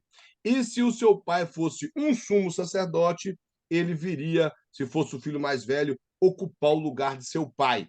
Mas Ezequiel possivelmente era apenas um sacerdote, que o seu pai também era sacerdote, então ele tinha direito ao sacerdócio, mas coube a Deus lhe chamar como profeta. Lhe vetou o sacerdócio, mas lhe chamou como profeta no cativeiro. Primeiro, porque Jerusalém ia ser destruída, então não existiria mais sacerdotes. Então Deus lhe deu o privilégio de ser profeta, ser boca de Deus. Ele fala que ele iniciou seu ministério com 30 anos na Babilônia, na segunda leva, ou seja, ele foi levado cativo na segunda invasão da Babilônia a Jerusalém. Chegou ali, levaram algumas outras pessoas. Na primeira vez, levou só nobres da tribo de Judá. Na segunda, levou pessoas ricas e algumas pessoas com conhecimento, caso foi levado o próprio Ezequiel. Aí ele fala que o pastor mostra que houve 3 deportações, como nós já falamos, que possivelmente ele estava na Babilônia já há 11 anos, quando Jerusalém veio a cair. Nós vamos ver, irmão, quando você lê o livro do profeta Ezequiel, ele descreve com muita precisão a divisão no seu livro ali, fica muito fácil de você entender quando Jerusalém ainda existia e quando Jerusalém veio a ruínas. Ele vai do capítulo 1 ao capítulo 24, tendo visões e Deus levando em visões dentro de Jerusalém, porque Jerusalém ainda existia, ela não estava destruída. Até que Deus destruiu completamente, porque mesmo Deus punindo o povo, eles terem visto a mão de Deus, eles permaneceram em uma vida de pecado. Irmãos, vamos tentar imaginar. O profeta Jeremias profetizou que Deus destruiria Jerusalém por causa do pecado. O povo não deu ouvido. Primeiro veio o profeta Isaías, veio Jeremias, Abacuque, o povo não temeu. Tiveram 2 levas e ainda permaneceu um pouco de gente em Jerusalém. O rei Zedequias se rebela contra o rei. O profeta Ezequiel profetiza sobre o povo e mesmo assim eles permanecem no erro. Estava tudo muito claro e eles preferiram continuar no erro. Tudo muito claro. 2 levas, a cidade já estava cercada, não tinha mantimento, eles estavam passando uma situação muito ruim dentro das muralhas de Jerusalém e ainda permaneceram no erro. Não lembraram de Deus, não voltaram-se para Deus, não entregaram a vida deles para Deus. Então, ele mostra aqui que ele profetizou 25 anos depois do seu próprio cativeiro e 14 anos depois da conquista de Jerusalém. Portanto, até abril de 71, conforme Ezequiel 40, versículo 1. Ele começou seu ministério na Babilônia no 5º ano do cativeiro de Jeoaquim, provavelmente com a idade de 30 anos. Como ele próprio fala que era o 30º ano, o 30º ano não era do cativeiro, o 30º ano possivelmente seria da idade dele, como é aceito por todos os intérpretes da Bíblia, que aqui onde ele faz menção do 30º ano, era do seu chamado, da sua idade, ou melhor dizendo. E por ele ser de descendência de sacerdote, ele fala da sua idade para que as pessoas entendessem que ele estava iniciando um chamado de Deus na vida dele. Nós vemos isso no próprio Jesus. A Bíblia fala em Lucas que Jesus era de quase 30 anos quando começou a anunciar a palavra de Deus em toda a região da Judéia e em Galiléia. Então, nós vemos que Ezequiel ele mostra isso para levar aos seus leitores, os leitores que estariam lendo o seu livro depois do cativeiro, que ele iniciou seu ministério chamado por Deus. Irmãos, o livro de Ezequiel, não sei se todos aqui já leram, ele é um dos livros mais extraordinários nas questões de visões e de experiência com Deus. Quando eu leio o livro de Ezequiel, eu vejo a manifestação do Espírito Santo de maneira muito gloriosa ali. Ele tem visões magníficas, ele tem experiências com Deus, irmãos, que parece até coisas de filme, que pode até nos levar a duvidar. Por exemplo, a Bíblia fala que ele diz que o Espírito do Senhor, em forma de uma mão, lhe pegou pelos cachos do cabelo, colocando ele entre os céus e a terra, e levou ele dentro de Jerusalém. Então, são visões maravilhosas. Ele vê coisas da parte de Deus que muitos homens da Bíblia, grandes homens de Deus, não viram. Ele conseguiu ver a glória de Deus de uma maneira tão clara, ele descreve aquilo de uma maneira tão clara. Eu não sei se os irmãos já leram que ele fala que ele viu a glória de Deus no rio Quebar, e a glória de Deus era como que cor de ambar. Aí, quando você procura saber o que é cor de ambar, ela não descreve com clareza, mas fala que é um meio amarelo com vermelho. Então, se supõe que é cor de fogo. Então, ele conseguiu ver Deus em fogo ali na beira do rio Quebar. E viu a glória de Deus ali. Deus manifestou-se para Ezequiel. E o interessante é que diz a Bíblia no capítulo 1 que quando Deus se manifestou em glória para ele, ele caiu. Isso, como nós vamos usar de fogo.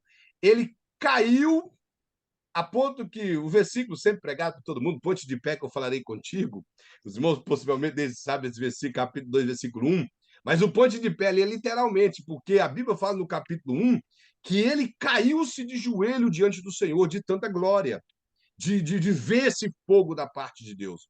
Inclusive, essa palavra que todo mundo canta em hinos, que eu particularmente não achei na Bíblia. O pastor falou que tem na Bíblia, pastor Luiz Prestes, que é a palavra Shekinah, ou Shekinah, que é uma palavra que os sacerdotes e os saduceus usavam, junto com os fariseus, no Novo Testamento, pelo fato de que eles não tinham coragem de pronunciar a palavra kavod, que quer dizer a glória de Deus, que quer dizer a presença de Deus em fogo. A palavra kavod quer dizer a presença de Deus em fogo. Então, eles criaram uma palavra chamada Shekinah, que quer dizer isso, presença de Deus. Porém, a palavra no hebraico, kavod, ela soa melhor, que ela quer dizer a presença de Deus em fogo. Em fogo. Então, mostra, irmão, que a presença de Deus é maravilhosa. Então, quando Deus se manifestou assim para Ezequiel, não era simplesmente para ele ver aquele monte de fogo e ficar feliz. Era para mostrar que a ira de Deus viria sobre o povo. Viria sobre o povo que Deus ele é um fogo consumidor, que viria sobre o povo. E no capítulo 10 diz a Bíblia que um anjo pegou várias brasas de fogo e derramou sobre a cidade, mostrando que a ira de Deus estava sobre o povo. E você vai ver no capítulo 8, 9 e 10, que essa parte é uma das partes muito tristes do livro de Ezequiel, que ele fala que um anjo movia dentro do templo e a glória de Deus se movia. E, de repente, aquele anjo saiu do templo e foi para o monte, e a glória também foi para o monte. Bom, não tem coisa pior na vida da igreja quando a glória sai dela. Não tem coisa pior. Então, a glória moveu para o monte. Deus, como nós podemos dizer, Deus foi embora da igreja. Deus já não estava mais naquela igreja. Já não estava lá mais. Isso é triste. Triste. É como eu falei da igreja de Laodiceia, que Jesus estava do lado de fora da igreja. Já não fazia mais parte da igreja. Então, nós, irmãos, temos que lutar para a presença de Deus estar dentro da igreja. Eu até um dia dando uma escola bíblica, eu falei, irmãos, a nossa preocupação é em ver as coisas que Deus faz. Nós preocupamos com isso e não preocupamos em ver a face de Deus. Os irmãos já repararam isso? Que nós temos essa preocupação de ver as coisas que Deus faz, mas não de ver a face de Deus? Aí eu lembrei de Moisés. Moisés, ele foi no Egito, Deus fez 10 pragas diante dele, coisas estranhas, aos nossos olhos, coisas estranhas, de chover pedra de gelo de 40 quilos, de um pedaço de pau se transformar em cobra, de um rio transformar em sangue, e vir peste sobre o povo, do nada sair vários machucados sobre o corpo do povo, e nisso, simplesmente, uma noite, morre todos os primogênitos do Egito, tanto de animais como de pessoas. A Bíblia fala que nunca houve lamento tão terrível como aconteceu nesse dia no Egito, com exceção da terra de Gósen, no Egito, que nenhum primogênito, nenhum dos filhos dos judeus morreram.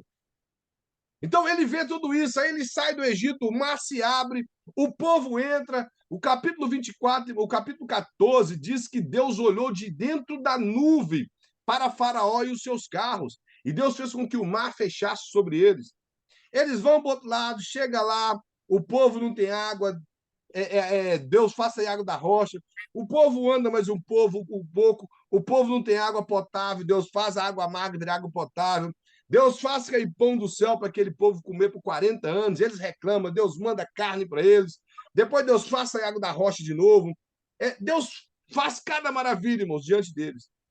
Aí, quando você vai no capítulo 33 do livro de Êxodo, Moisés está no monte, desde o capítulo 32. No versículo de número 18, ele fala: Senhor, eu rogo-te que me mostre a tua glória. Moisés queria ver a Deus, mas ele não estava preocupando com o milagre. Ele queria ver Deus. Ele não estava ali. O mar abriu, amém, o mar abriu. Irmão, é maravilhoso, o mar abriu, e ele mesmo assim queria ver Deus.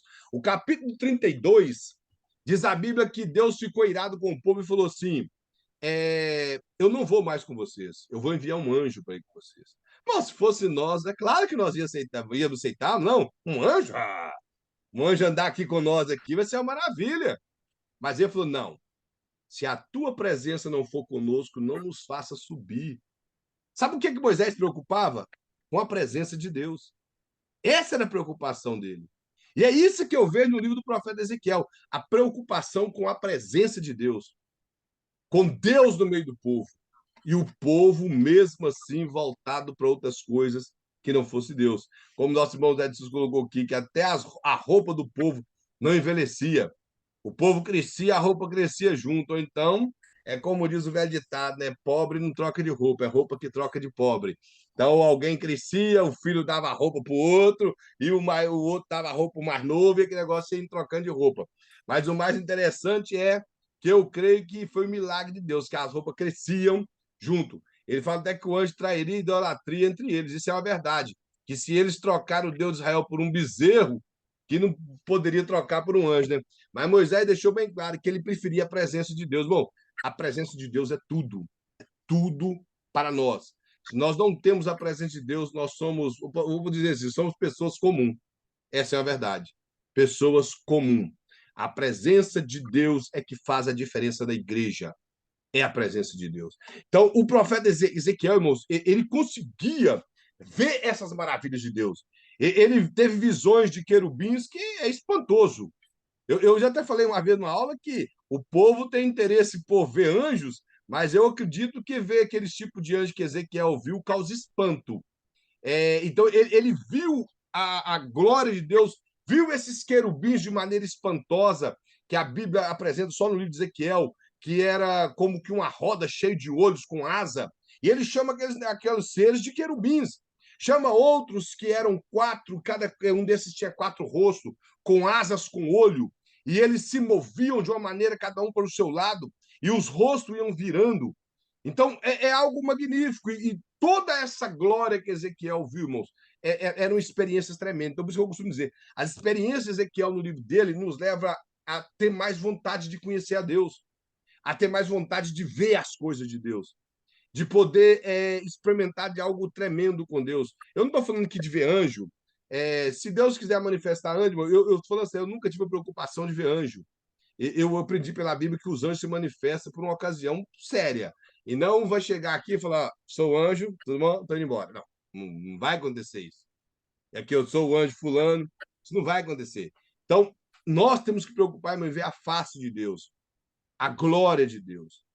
A Bíblia fala que nós somos cheios do Espírito Santo e nós não vivemos no Velho Testamento, nós estamos com a cara descoberta, diz o apóstolo Paulo. Por isso nós refletimos a glória do Senhor e é de glória em glória.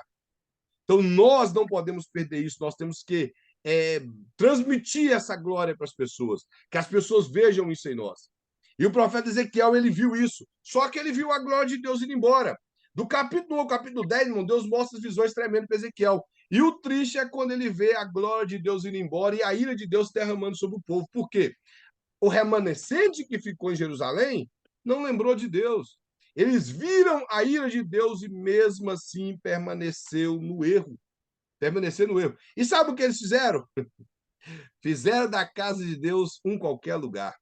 Aquele templo que eles tanto achavam e estimavam que era o local da habitação de Deus, eles começaram a criar dentro dos compartimentos algumas esculturas e algumas imagens pintadas para que eles adorassem, para que eles pudessem se sentir bem. Chegaram a adorar o sol. Diz a Bíblia que suposta reverência, ficaram de costa para o templo, para não ver o templo, e adoravam o sol. Pagavam mulheres para ficar chorando em prol de uma deusa que, segundo eles, ela morria e ressuscitava de ano em ano. Eles começaram a viver na política da boa vizinhança, viram a ira de Deus e pensaram: vamos começar a adorar o sol, a estrela, a lua, essa deusa aí que morre e volta, para que haja alguma esperança para nós, mas esqueceram do Deus que fez milagre no meio deles. Pintaram imagens no templo e começaram a adorar. Mudaram a forma do culto verdadeiro. Aquele culto que se apresentava animal já não existia mais. Aquele culto que trazia coisas para cheirar bem as narinas de Deus já não tinha mais. Tinha simplesmente rotinas no meio do templo que eles estavam vivendo assim. Então, por isso a ira de Deus veio sobre o povo. Porque eles não estavam servindo a Deus de verdade. E o interessante é que o profeta Ezequiel fala assim com ele: olha, vocês trancam nas suas câmaras pintadas, e o que vocês fazem escuro, Deus vai revelar na luz. Deus vai trazer na luz o que vocês fazem escuro. Porque eles achavam que Deus não estava vendo. Pensava que Deus não via. Ezequiel, irmãos, vai lá diante dos anciãos. Sabe o que eram os anciãos? Era o povo que tinha o maior respeito na nação de Israel. Eram as pessoas mais de idade, que os mais jovens iam nas praças para ouvir conselho deles. E Ezequiel chega a mostrar que esses homens não tinham mais palavras boas para dar para os jovens, que eles não tinham bons conselhos para trazer para os jovens. Eles não tinham nada de ensinamento bom para os jovens. Então, a nação desviou completamente, a idolatria tomou conta, a arrogância tomou conta, o povo já não tinha mais interesse com a lei de Deus, porque quando alguém sentava ali, irmão, era para explicar os preceitos de Deus, falar das maravilhas de Deus, das tradições que eles aprenderam dos seus pais, dos contos que os seus pais lhe contaram, de coisas que Deus fez que estava na Bíblia ou não. Isso eles transmitiam para a geração nova. Já não era isso mais. A preocupação deles era adorar qualquer tipo de Deus para ver se vinha socorro de qualquer lado. Meu Deus. Estava preocupando com o socorro que não importa de onde viesse. Que o que eles queriam é que alguma coisa acontecesse. Então, esse tipo de coisa que entrou dentro do templo, que entrou dentro da casa do Senhor, fez com que o Senhor ficasse do lado de fora. Fez com que a glória de Deus fosse embora. Será, irmãos, que está sendo diferente hoje? Está sendo diferente hoje. Em muitas igrejas, onde há muita cantarola, a palavra de Deus não tem tempo, as pessoas estão preocupadas com emocionalismo, em vez de preocupar com mudança de vida. Estão preocupados com coisas externas e não internas. Estão preocupados com aquela suposta alegria que vem no momento ali. Por exemplo, hoje, como se mede a espiritualidade de um culto? O culto foi uma bênção quando ocorre o quê? Se ocorrer cura, milagres, profecias. Quando tem profecia, foi um avivamento. Aí a pessoa que profetizou chega lá fora, não tem compromisso com Deus. E o que recebeu profecia, muito menos. Aí eu fico perguntando, mas que avivamento que houve? Avivamento é quando tem mudança de vida. Começando de mim, eu recebi o avivamento, mudou a minha vida. Aí muda da pessoa que eu estou pregando, muda da pessoa que ouviu a profecia. Então, isso é avivamento. Então, o que está acontecendo hoje em dia nos cultos, irmão, é triste. Boa parte dos cultos. O Dodô colocou aqui que a verdade bíblica não se aceita mais. Isso é uma realidade. Além de não aceitar, na verdade, está sendo pouco pregada. São os tempos de pregação que são pouquíssimos. Coisas infiltrando na igreja, irmão, que não faz parte de culto. Eu costumo dizer, irmão, o livro de Levíticos é onde compõe a lei cerimonial e a lei de culto. A lei de culto, irmãos, ela acabou, nós não apresentamos mais sacrifício nem nada, mas o princípio é o mesmo, que é voltar-se de coração para Deus, é dedicar-se em espírito, alma e corpo para Deus. Então, isso é culto verdadeiro. É quando nós estamos na igreja, lembrando o que é culto bíblico, e não criando subterfúgio para entreter o povo. Entretenimento da igreja. São coisas, irmãos, que não muda a vida.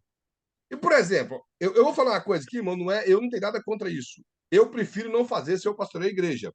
Mas eu prefiro não fazer pelos motivos que eles falam. Hoje em dia, eles falam que pintar a igreja de preto promove uma maneira melhor do povo cultuar a Deus. Aí eu fico tentando entender por quê.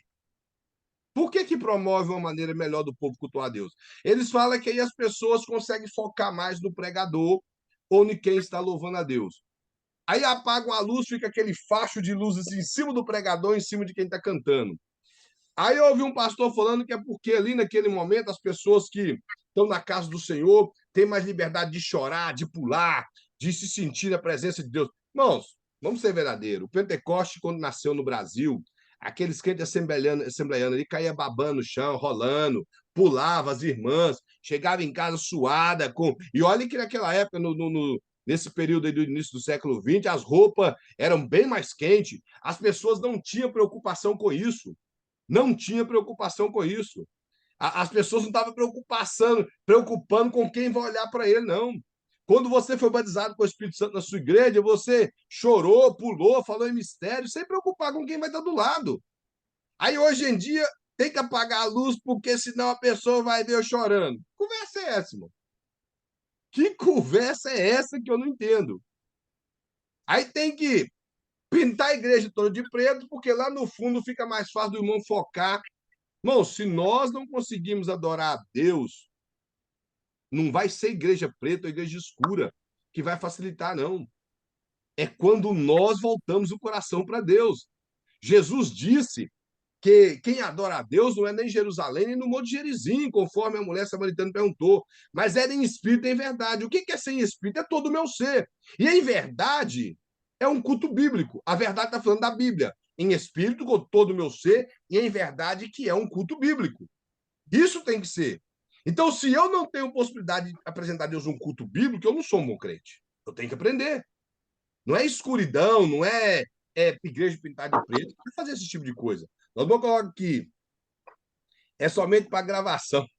Fica melhor para quem está vendo pela internet. Ok, amém. Só que o povo não coloca isso. O povo está falando que é porque fica melhor para focar lá no púlpito.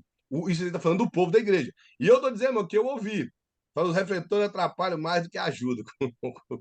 Mas, José Kleber, eu, Sim, eu fui convidado para um determinado culto em uma igreja e era assim, né? Na hora que eu fui entrando, eu falei assim, eu tô de volta nas boates que eu frequentava quando eu era ímpio.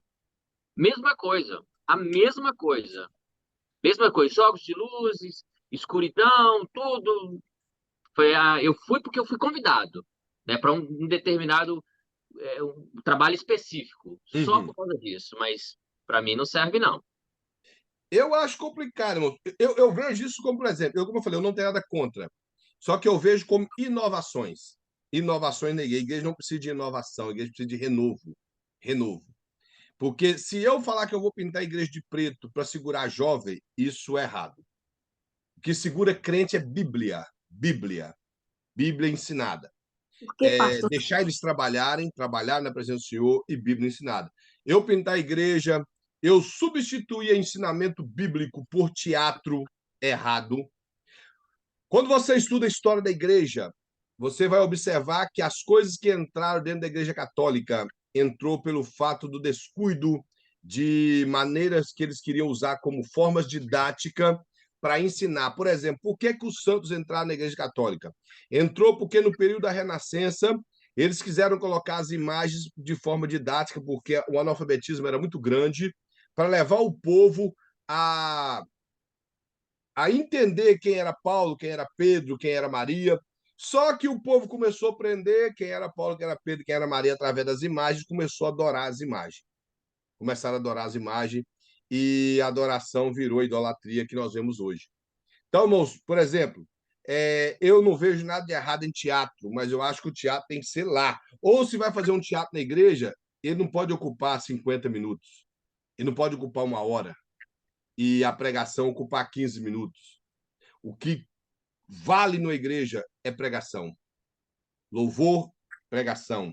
Não se pode trocar a pregação, substituir a pregação por cantarola, por teatro, por fazer gracinha de púlpito, para contar história. Não. Pregação, é exposição bíblica. É isso que sustenta o povo. Teatro, o muito que a pessoa vai fazer bem feito, não vai sustentar a igreja. Como eu falei, eu não tenho nada contra pintar a igreja, mas o problema é fazer com que essas coisas tomar o lugar de Deus. Eu pintar uma igreja, como o nosso irmão falou, colocar luzes ali dentro para que eu possa trazer pessoas para a igreja, para que a minha igreja fique cheia de pessoas vazia de Deus, isso não muda nada.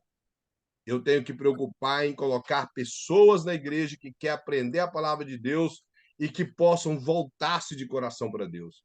Eu não posso criar subterfúgios para fazer com que o povo venha na casa do Senhor e quando perdemos a direção correta do culto a Deus. É quando realmente acontece isso. Porque as pessoas usam a seguinte frase: nós vamos fazer assim para poder trazer as pessoas aqui nós aplicando a palavra de Deus. Outros utilizam a Bíblia dizendo assim: o apóstolo Paulo disse: fiz-me de tolo para ganhar os tolos, fiz-me de sábio para ganhar os sábios. Irmãos, é só saber o que Paulo fez. Paulo não fumou para ganhar o fumante, Paulo não prostituiu para ganhar o prostituto. Não, isso não existe, não. Paulo fez no meio dos judeus, por exemplo, no meio dos judeus, Timóteo era filho de uma judia com um grego.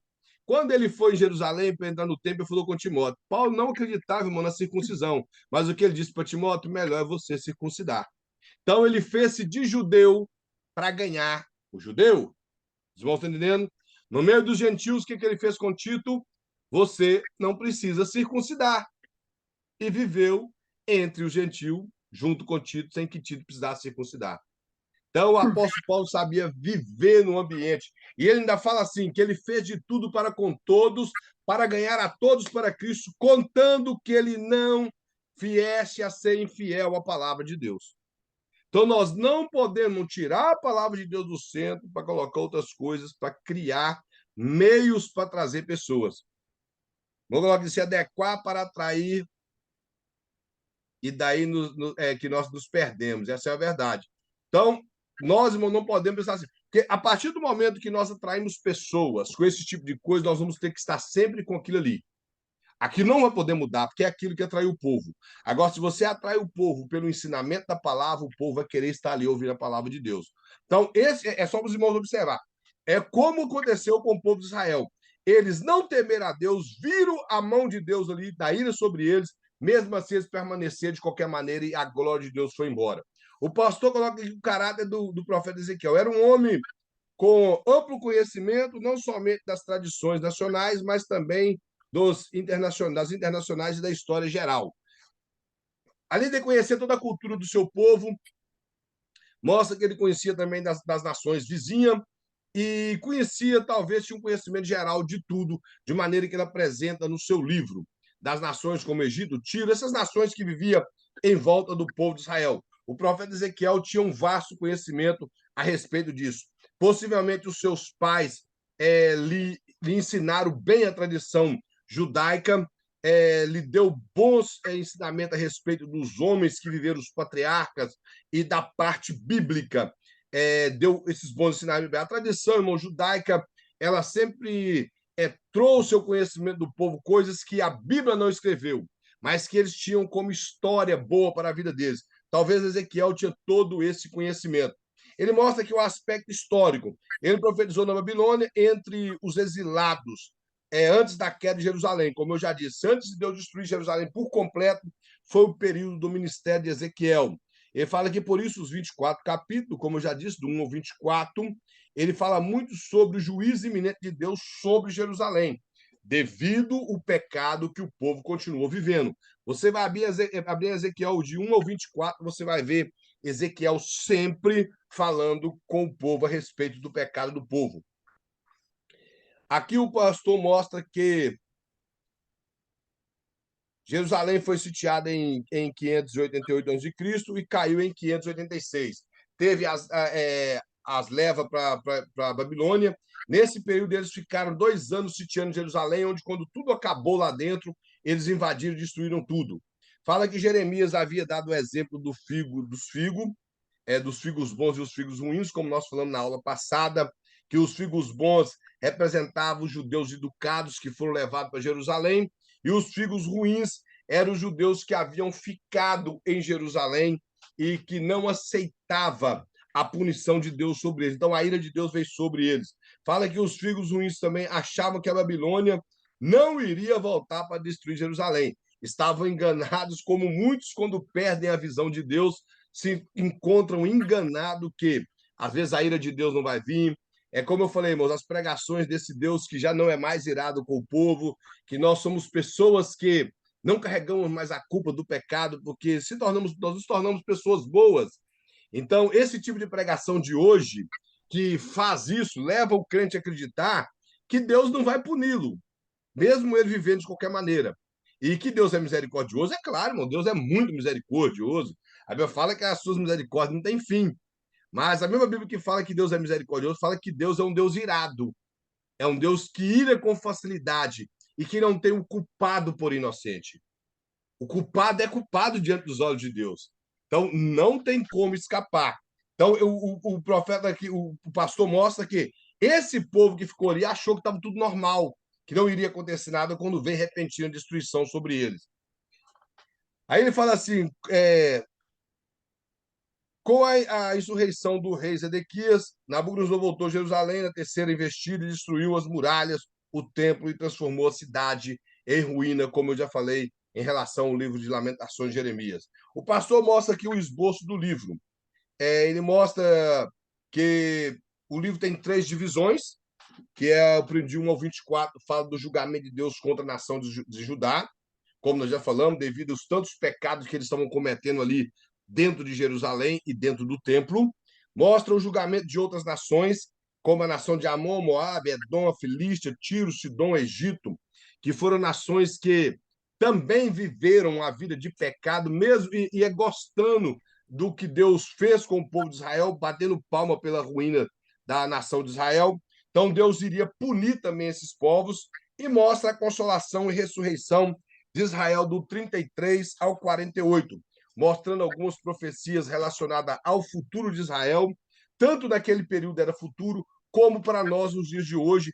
Há algumas partes de profecias de Israel que são escatológicas ainda para o povo de Israel. Ele mostra alguns destaques do livro. Uma das coisas é falar a frase, saberão que eu sou o Senhor.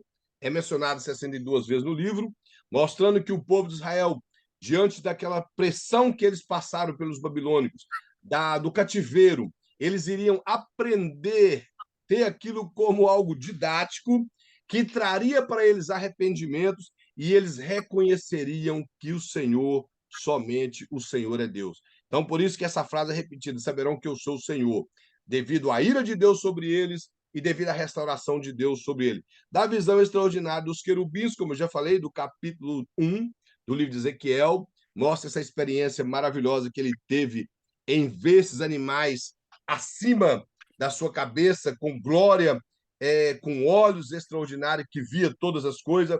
Mostra outra coisa, que Deus entra nas casas e mostra a depravação que as pessoas fazem no reservado, como eu já falei, que eles pensavam que por eles estar no escuro e nas câmaras fechadas, eles estavam protegidos dos olhos de Deus, mas Deus tem os olhos como chamas de fogo que penetram o mais profundo e o mais escondido, como diz o profeta Daniel, que ele conhece os que andam em trevas, porque com ele mora a luz. E no Salmo 139, irmãos, eu gosto muito desse versículo que fala assim, que diante dos olhos do Senhor, as trevas e o dia é a mesma coisa, as trevas e a luz é a mesma coisa, ou seja, para Deus tudo está claro. E uma coisa é, todas as coisas irão ser reveladas. Diz a Bíblia que tudo há de ser revelado um dia, e todas as coisas estão patentes aos olhos do Senhor. Quando a Bíblia fala que Jesus tem os olhos como chamas de fogo, quer dizer que ele penetra o mais profundo e vê todas as coisas.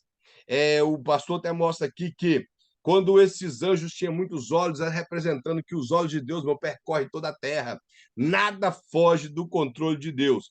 Aí ele mostra que as profecias não sofrerão mais demoras para se realizar, que ela iria cumprir rápido, do capítulo 12, do versículo 21 ao versículo 28. Mostra a responsabilidade pessoal, era um provérbio que existia em Israel assim: nossos pais comeram uvas verdes e os nossos dentes embotaram. Quer dizer, a palavra embotar, na verdade, quer dizer ficar cego. Mas ali eles queriam dizer assim: olha, nossos pais comeram uvas verdes e os nossos dentes que ficaram conódea. Isso queria dizer que eles estavam culpando que o que eles estavam passando era culpa dos seus antepassados de muitos tempos atrás. Era responsabilizando os seus antepassados pelo sofrimento que eles estavam passando naquele momento. Resumindo, irmãos, é a suposta transferência de culpa que nós gostamos de fazer quando ocorre alguma coisa, nós sempre transferimos a culpa para outros. Isso não era diferente com o povo de Israel naquele período. Nós repetimos as mesmas coisas, não assumindo nossas falhas. Essa é a razão da ira de Deus, irmão. Irmãos, eu aprendo muito com Davi, quando ele fala no Salmo 51, que um coração quebrantado e contrito não despreza, ó Senhor.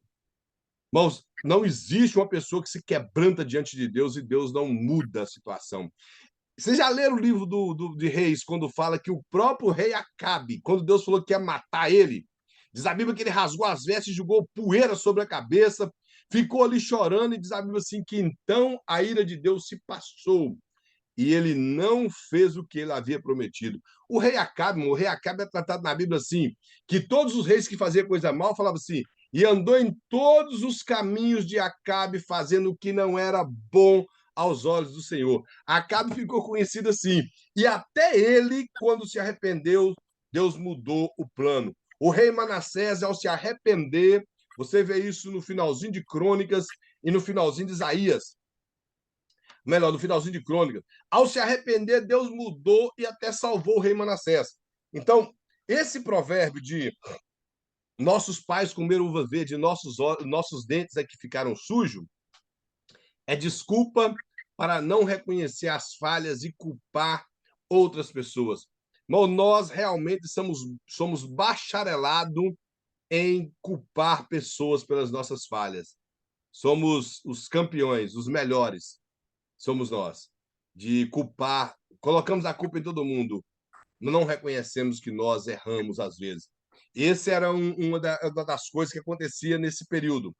O pastor mostra mais a descrição de Lúcifer, que se tornou Satanás, conforme Ezequiel 28, aquela profecia relacionada ao rei de Tiro, como eu já costumo dizer, ela é uma profecia que, se ela é de dupla referência, ela é uma profecia direcionada ao rei de Tiro, porém, ela é aplicada como uma profecia de dupla referência, mostrando que ele não assumiu a sua falha, ou melhor, que eu estou lendo um negócio que o Zé de Souza colocou. Ali, se o rei ele se ensoberbeceu, Deus puniu o rei de Tiro, juntamente com o príncipe de Tiro, a uma profecia de dupla referência aplicando isso ao diabo, que ele era um querubim ungido da guarda de Deus, e sendo assim, ele veio se ensoberbecer, fazendo um paralelo desse texto com Isaías 14, e Deus o lançou para as trevas exteriores, e não para essa terra como muitos ensinam, que ele foi lançado para essa terra. Irmãos, nós sabemos que os demônios vivem nos ares, não nessa terra. E essa terra é abaixo do espaço. Isso é essa terra. Espaço não é essa terra. O espaço é outro lugar que Deus criou.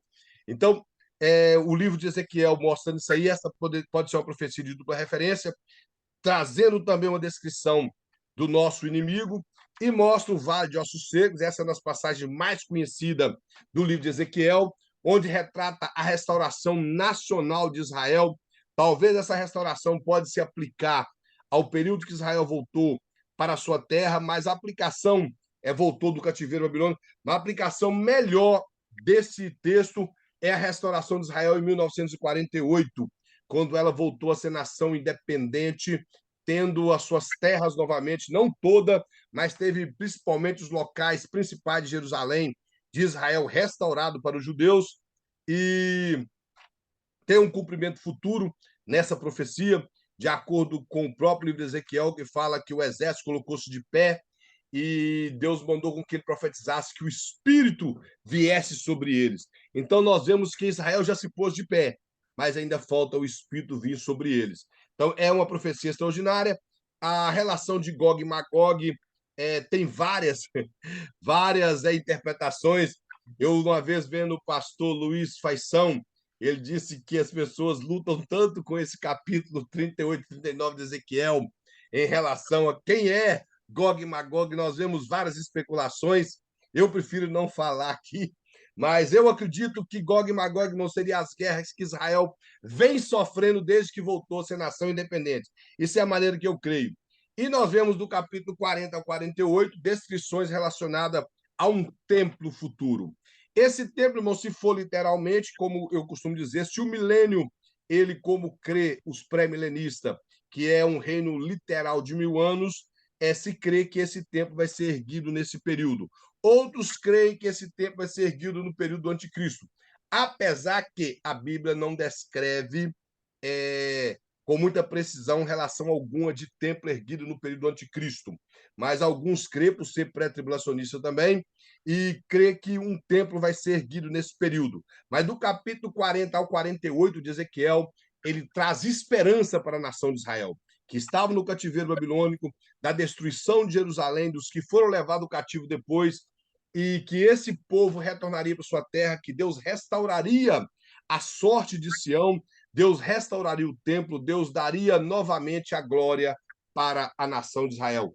Esse é o principal ponto das pregações do profeta Ezequiel. Nosso irmão Zé de Souza coloca aqui em relação a nós não assumir nossas falhas, igual Adão fez, que todo mundo está cansado de saber o que ele fez, transferiu a culpa dele para Eva, quando Deus perguntou por qual razão. E, na verdade, Deus nem perguntou, Deus perguntou só se ele comeu o fruto, e ele era só responder, sim, eu comi. Ele já falou, foi a mulher que o Senhor me deu. Ela me deu. Deus não perguntou isso para ele, Deus perguntou se ele comeu. Então ele tinha que falar, eu comi. Então o que ele disse? A mulher que o Senhor me deu, que me deu do fruto. Ele tinha que pôr o nome da mulher no meio, era canguete. Dedava as pessoas. Gostava de dedar. Essa é a nossa facilidade, irmão. Culpar todos e tudo, menos reconhecer que nós somos falhos. Mas uma notícia maravilhosa é, a partir do momento, irmão, que nós reconhecemos nossas falhas, é aí que Deus começa a trabalhar. Deus trabalha onde há espaço. E por isso a nação de Israel não viu a mão de Deus por não ter dado espaço para que Deus pudesse restaurá-los ou que eles arrependessem nem fosse levado em cativo para a Babilônia. Porém, eles permaneceram no pecado o cativeiro veio e não teve escapatório. Alguém tem alguma pergunta? Algum acréscimo? Não? Vou fazer então a chamada. Na aula passada, eu esqueci de fazer a chamada, mas eu ouvi todas as pessoas que estavam na sala e coloquei presente para os irmãos. Simone Jennifer. Jennifer, não? Ela tá aí hoje, não, tá? Não. Irmão Jonathan. Está aberto. Você abriu seu áudio? Não, meu, tá fechado. Presente. Irmão José Carlos. Ainda tem que aprender a falar o nome. Irmão Jober. Jober. Estou aqui. Amém. Irmã Leidiane. Presente. Irmão Rodinei. Presente. Irmã Terezinha. Presente. Irmão Wellington. Presente. Irmão Wilson Fernandes. Presente. Irmão Zandro. Então, amém. Irmãos, a nossa prova será na próxima aula. Nós estaremos terminando com o livro do profeta Daniel. Nós só temos ele para terminar os profetas maiores. Como eu falei, apesar que o livro do profeta Daniel é um livro muito rico em tudo, mas nós vamos fazer possível até às 9h30 conseguimos terminar. E o pastor vai estar enviando a prova para que possamos estar fazendo a prova durante esse período de meia hora. Se os irmãos acham que precisar de mais, mas eu acho que não, que a prova é pequena. Mas eu creio que, se for uma prova que ele deu para nós, vai ser uma prova pequena. Ele não coloca muitas perguntas e não vai estar... E sempre a prova é de múltipla escolha. Não vai estar difícil assim de responder. Eu creio que meia hora é um tempo favorável para que os irmãos possam estar terminando a prova. Amém? Boa pergunta? Não? Então vamos agradecer ao Senhor, pedindo a Deus para nos dar vitória e abençoar os irmãos na próxima aula. Amém? Feche os seus olhos. Senhor Deus eterno, Deus santo, glorioso, Pai. Pai, nós te louvamos por mais uma aula, te adoramos, te bendizemos pela tua infinita misericórdia. Te louvo, ó Deus, pela tua palavra, por ela ser viva e eficaz, por ela ser poderosa, ó Pai. Está sempre nos guiando, nos dirigindo, nos corrigindo. Louvo ao Senhor pela vida dos teus servos, ó Pai, que aqui estão estudando, que o Senhor possa estar abençoando o ministério de cada um, dando, ó Pai, vitória, guardando o lar de todos, ó Deus. Esteja protegendo com as tuas mãos santas e que a tua palavra, ó Pai, reine em cada lar. Meu Deus, guarde a cada um, que na próxima aula, Pai, o Senhor esteja iluminando a vida de cada um deles para estar fazendo essa prova, e o Senhor esteja abençoando para que não seja apenas, ó Pai, o conhecimento posto no papel, mas que possa estar aprendendo, ó Pai, para jorrar vida, ó Pai, vida espiritual na igreja que cada um deles congrega. Seja com cada um, ó Pai, em nome de Jesus. Que Deus em Cristo abençoe a todos, todos tenham uma excelente noite, ficam todos na paz. Amém. Passei, pastor. Amém. Boa noite para todos. Eu.